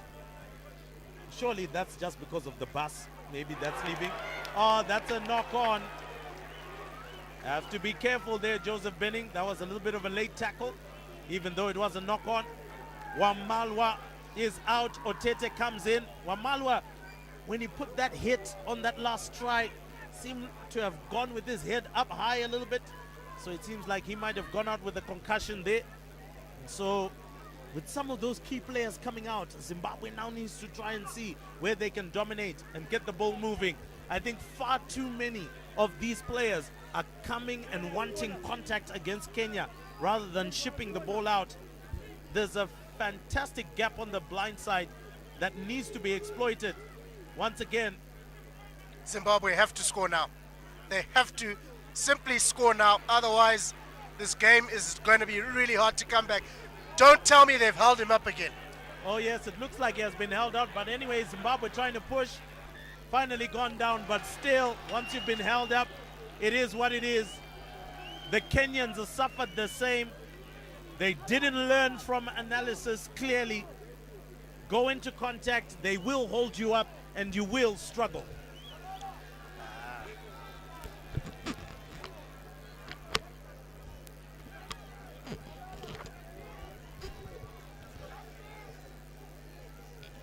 So once again, a scrum to Kenya. Wainaina, as well as James Olela, will be gobbling this one up all day long. Shama Jackson coming in quite close and flat, but they need to watch for that kick, which will come downfield. And as sure as day, Wainaina sends that one. It's good exit. Very good exit for Kenya. And that's the game management I'm talking about, Rui. They have barely played any rugby in their 22 the second half. That is testament to a great game management. Most of the game has been played in Zimbabwean territory. Zimbabwe have just struggled to come into this game to score. Just the 3 points they've scored in the second half tells the story. Oh yes, it tells the story, as we mentioned before, that this is the time for you to play test rugby. And once again, Tinoru Sike does not release the ball.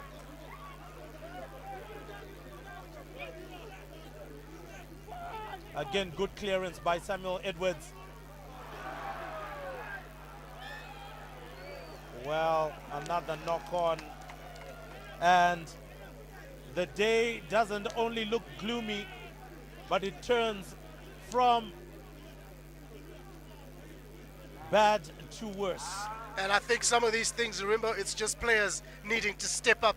I think the boys out the park have not stepped up this afternoon. I mean, the knock-ons, the being held up, that's not stuff. Those are non-negotiables. You have to do those. You have to catch a ball. Oh yes, you have to catch a ball. You've got to make sure if you decide to take contact, you recycle the ball. Oh yes, one of the things that have been a little bit interesting as to why it's being done. Tinoru Sike is not releasing the ball. When you're put in a fly-off position, release the ball. Yeah, those are certain things you've just got to do. That's why I'm saying players have not stepped up. Very few of the players we can say stepped up today. Oh yes, another penalty, and surely this is another opportunity for James Olela to actually go for post, because this is almost in front. And it looks like James, or rather, not James Olela, will be going for that one. Well, Kenya definitely well on their way to booking their tickets to Scotland later on in the year for the World Rugby Junior Trophy. And boy, oh boy, will they celebrate hugely.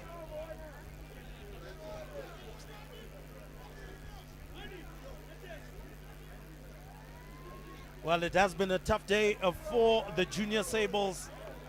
Approximately 7 minutes left on the clock as we go on the time.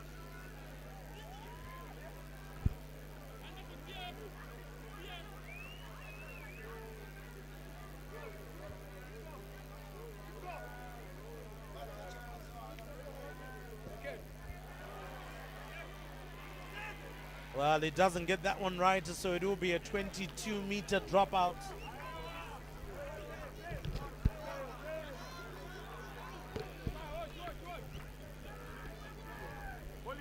Well, the red crowd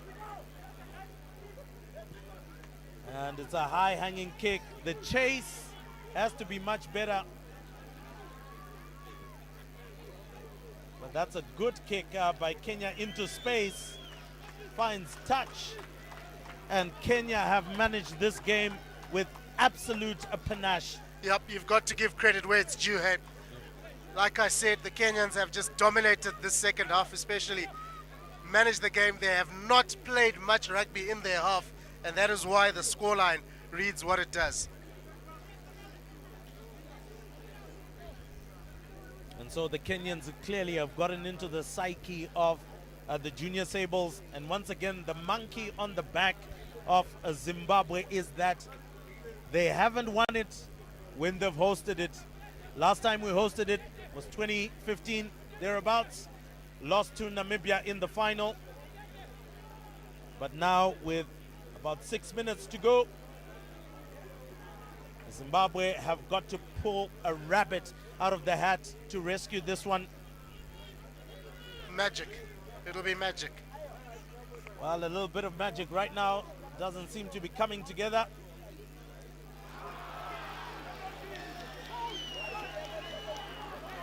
I am at a loss for words now, remember. At an absolute loss for words. What is happening out there? What is going on with the Junior Sables? I think we're all just as stunned here, just as the crowd is stunned, struggling to find. Looks like they've shut down. Yeah, it looks like they're totally out of the game. Hands on hips now. Heads are dropping. Really not much happening, whilst Kenya right now have got their heads held high. They took a flight from Nairobi. They landed in Harare.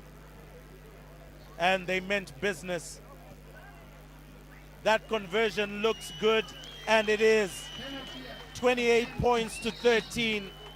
A 15-point game now. 5 minutes left. in favor of Kenya.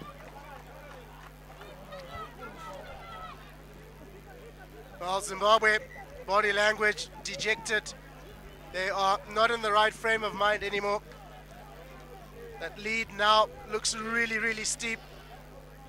Benoni Nakairo will restart the game. Kenya making some changes to their side, putting in fresh legs with 5 minutes to go. Well, clearly they just want to make sure they see out this game with enough energy just in case Zimbabwe finds some energy from somewhere. But with those substitutions done and dusted, trailing by 15 points, they do say revenge is a dish which is best served cold. It is a cold atmosphere here at Harare Sports Club, and Kenya have dished out the revenge. They were humiliated in the Junior World Trophy last year. They were beaten in the BARTHES Trophy final last year. And this time round, they've come to show that they mean business. And business they have gone about, Ruvi. They've been clinical in this second half. And this is a well-deserved lead, almost victory for the Kenyans. But Zimbabwe do have possession, rare possession in Kenya territory with the scrum. Well, it's really mathematical at the moment, TC. Just looking for maybe a little bit of a try that will just ease the tension of what will be a little bit of a backlash. We know that local media will be quite critical of some of the players. But right now, Kenya, even from their own substitutes bench, are going into celebration. The match is not over, but definitely the fight in the Sables seems to be quite over. So, another scrum. Kolwani Moyo ready to feed. Alan Maunga looking for that 8-9. Does come out. Rusike to Sigauke. Once again, Maunga trying to go in for a big hit. Kolwani Moyo running out of ideas. And running out of ideas. Really needed to have released the ball there. But surely you can see the mistakes being made by the Junior Sables are quite energy sapping at the moment. Sapping the energy out of the supporters who have come out here needed to have released the ball there, decided to go round in circles, and Kenya do the necessary once again. Yep, Huntsman Greaves penalized for diving into the ruck there, rightfully so. Came in the wrong body position, right over the ball. And the referee, he's handled this game absolutely perfectly. You can tell the experience that he has. He's been such a fantastic referee, and no one can complain about officiating today. No, nobody can. A driving maul, he goes to ground, but Kuta taken down by Benning. Now need to spread because Kenya have got a huge overlap on the far side. They do lift their heads and start running the ball through the hands. Might be difficult. And you can see them going through their phases now, running down the clock, looking for a drop goal. He goes for it. He's got the distance, but not the direction. So another 22-meter dropout, but still exercising absolute class in game management and wasting time. And there we go, Shama Jackson.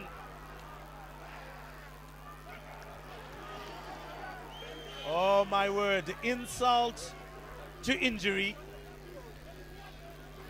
The little trick didn't come off from Benoni Nekairo, and as the captain, as the leader, he's expected to be making better decisions than that. But once again, as you said, TC, it looks like the boys have shut down and are now just waiting for the final whistle.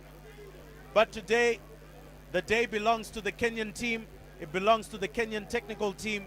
They came here, they had a plan, they shut the Sables, the junior Sables down, and now they've got a scrum. They can put the icing on the cake with a strong shove or a ball out to the line. Well, they're keeping it in. I've decided to go on the blind side, looking for that pass. Olela out to his winger. Now looking to grab the ball out of his hands. He has been held up. It might be a turnaround, a turnover for Zimbabwe, but some of these things are coming too little, too late.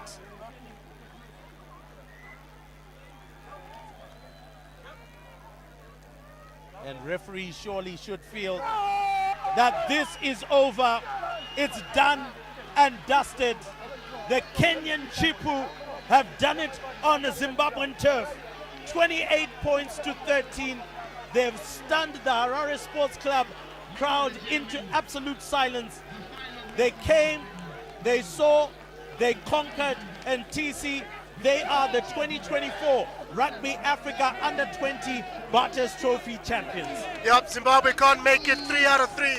I guess it's true what they say. All good things do come to an end. What a run Zimbabwe Under-20s have had though. Remember, back-to-back in itself was a huge achievement. Then having to host it, they did well. It came down to the final game. But Kenya, congratulations to them. Zimbabwe will have to go back to the drawing board. It's next year for them. But I mean, Sean D'Souza and his technical team, today wasn't their day. But all the best for them as they continue to grow the game in the country. But Kenya deserve this. Oh yes, Kenya deserve this, and obviously, as we can see in picture, the celebrations have begun. The party is definitely going to go long into the night. And so well done to them. Obviously, the camaraderie, the handshakes have to happen, but well done to them. Well, the post-match interviews are going to be coming just in a short while. But congratulations once again to Kenya, surely in Nairobi, in Mombasa, wherever you are located in Kenya watching this one. Congratulations to you and well done.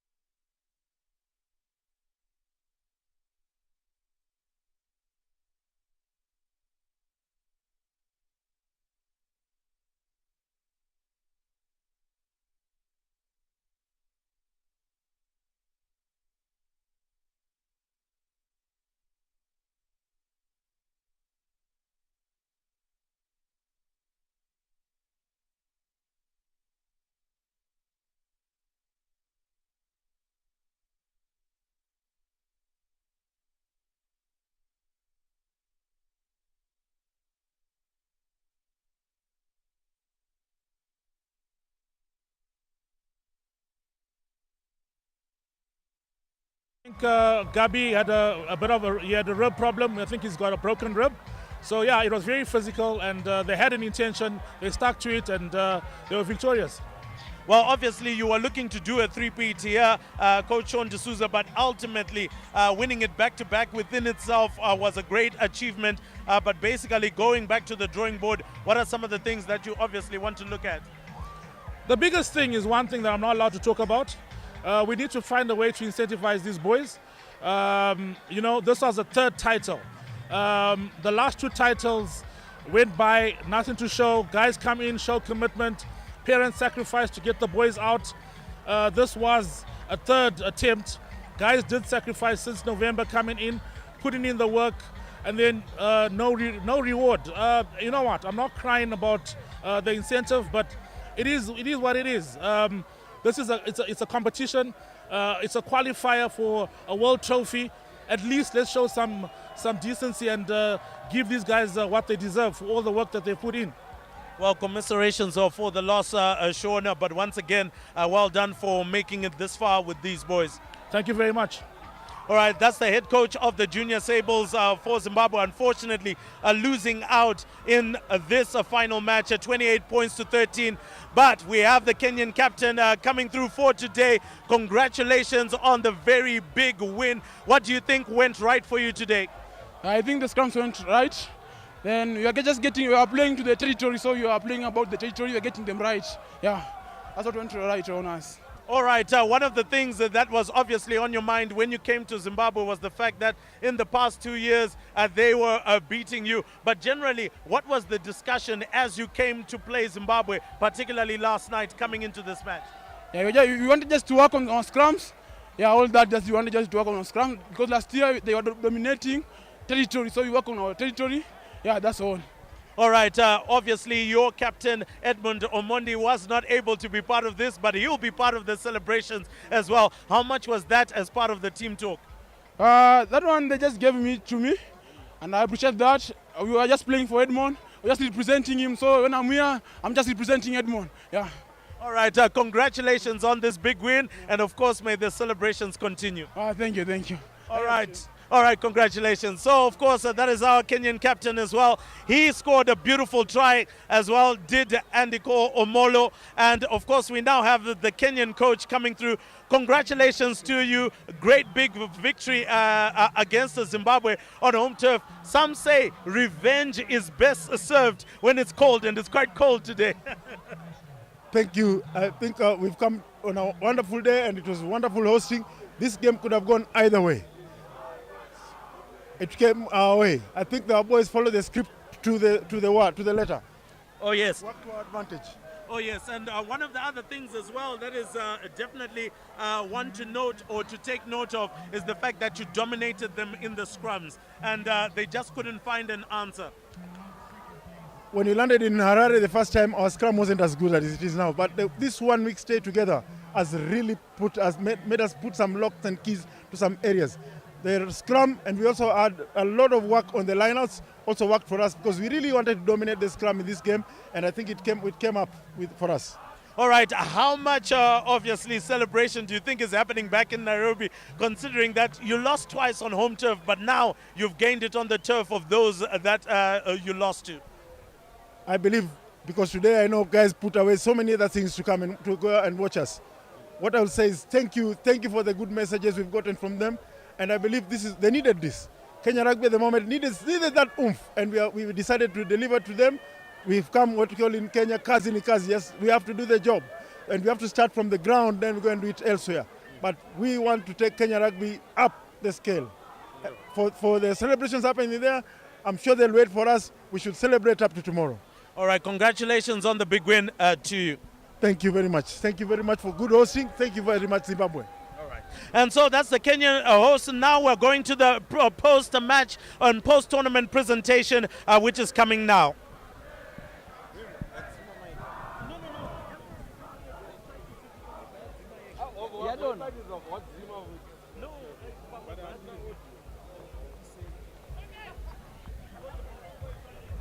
Thank you. So guys, sorry, only one camera is allowed.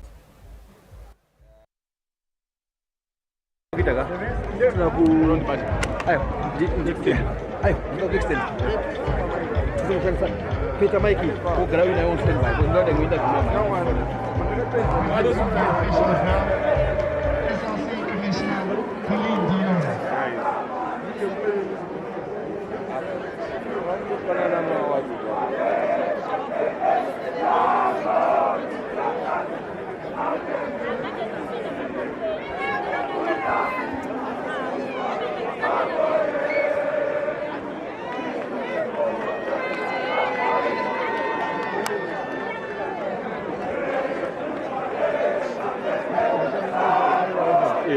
Alright, it's fine. I want you to be close. With this camera, right? Yes.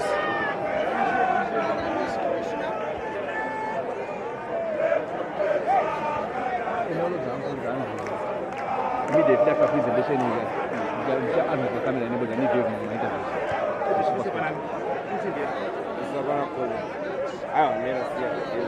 apart anything to tell around the room. No, to pick anything on my end.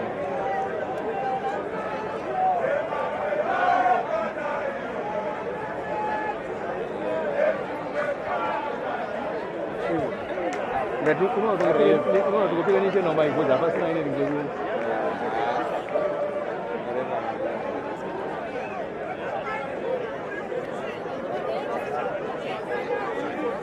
We'd like to invite Vice President South and Vice President North of the Zimbabwe Rugby Union to present fourth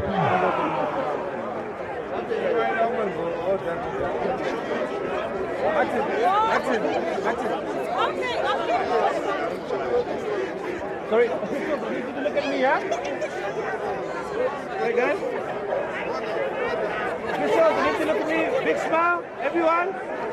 Everyone say, red card. Red card. Yellow card. Red card. Sylvan, you're all out.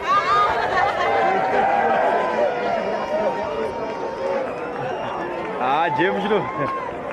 James cakap dia kat jumpa. Tadi James cakap dia kat jumpa di pasar tu. Now to present fourth place, we've got Vice President South, Vice President North, and from Zak,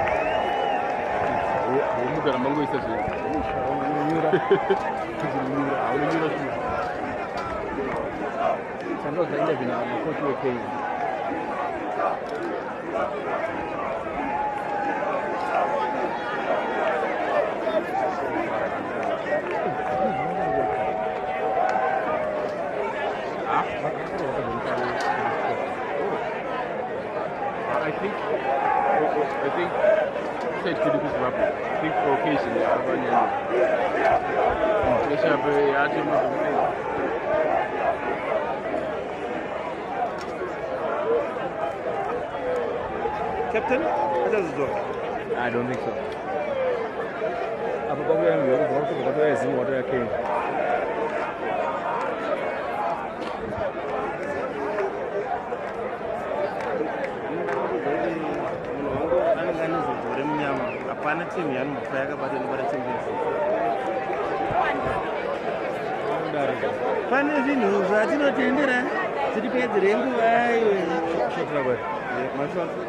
Look, come guys.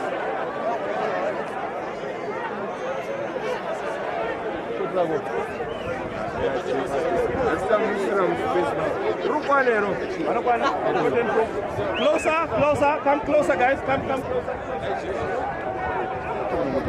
Guys, come over here. Closer. Guys, another line.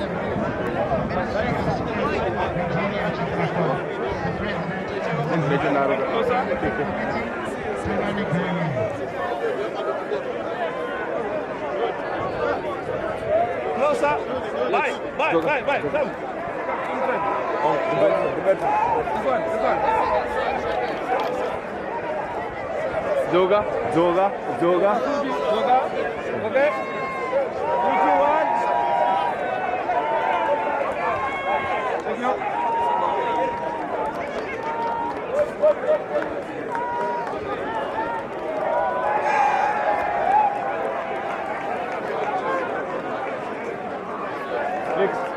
Sakati mnakwenda ratu relegirwa ngaye. Etinize. Back to Zumba. Yato relegate. Kudu vakutotamba kuzumba. Autopiwa kamadhagasa akakongodza. Kasi kuzumba. Kuri mariro.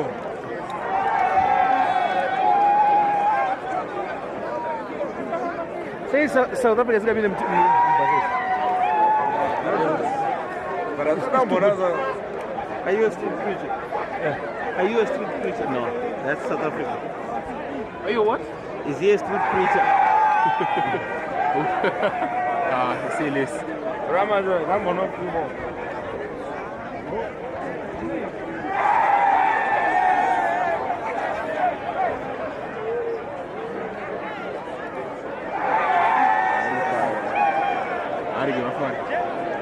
Take you off.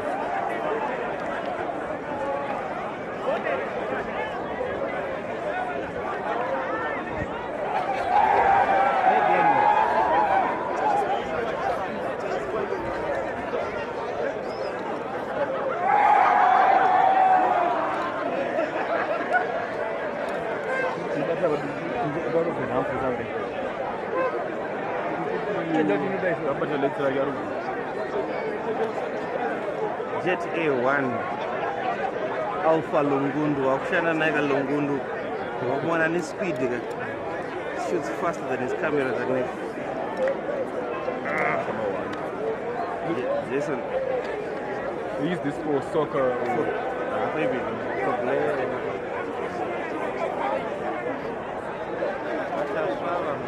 sorry. I don't know if it's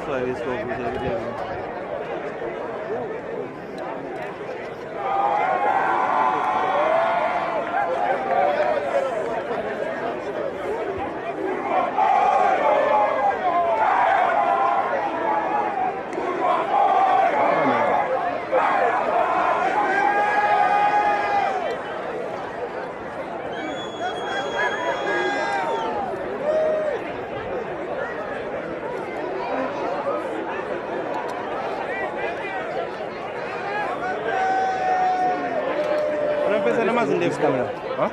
This camera. What buy you? Hey, who said this? You're a nice tripod. What's that? I'm with you.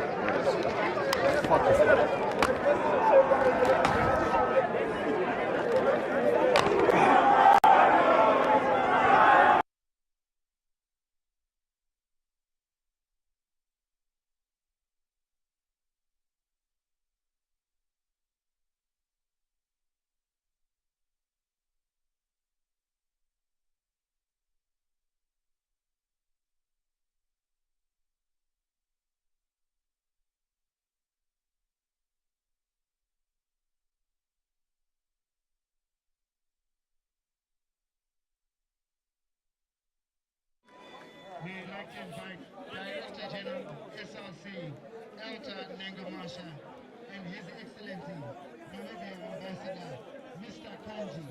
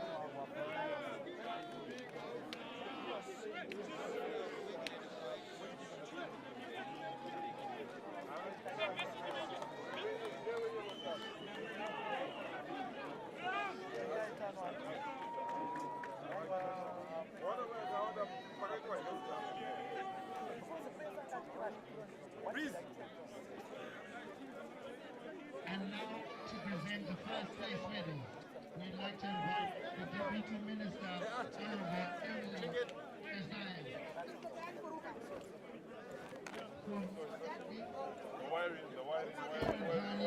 Representing Rugby Africa.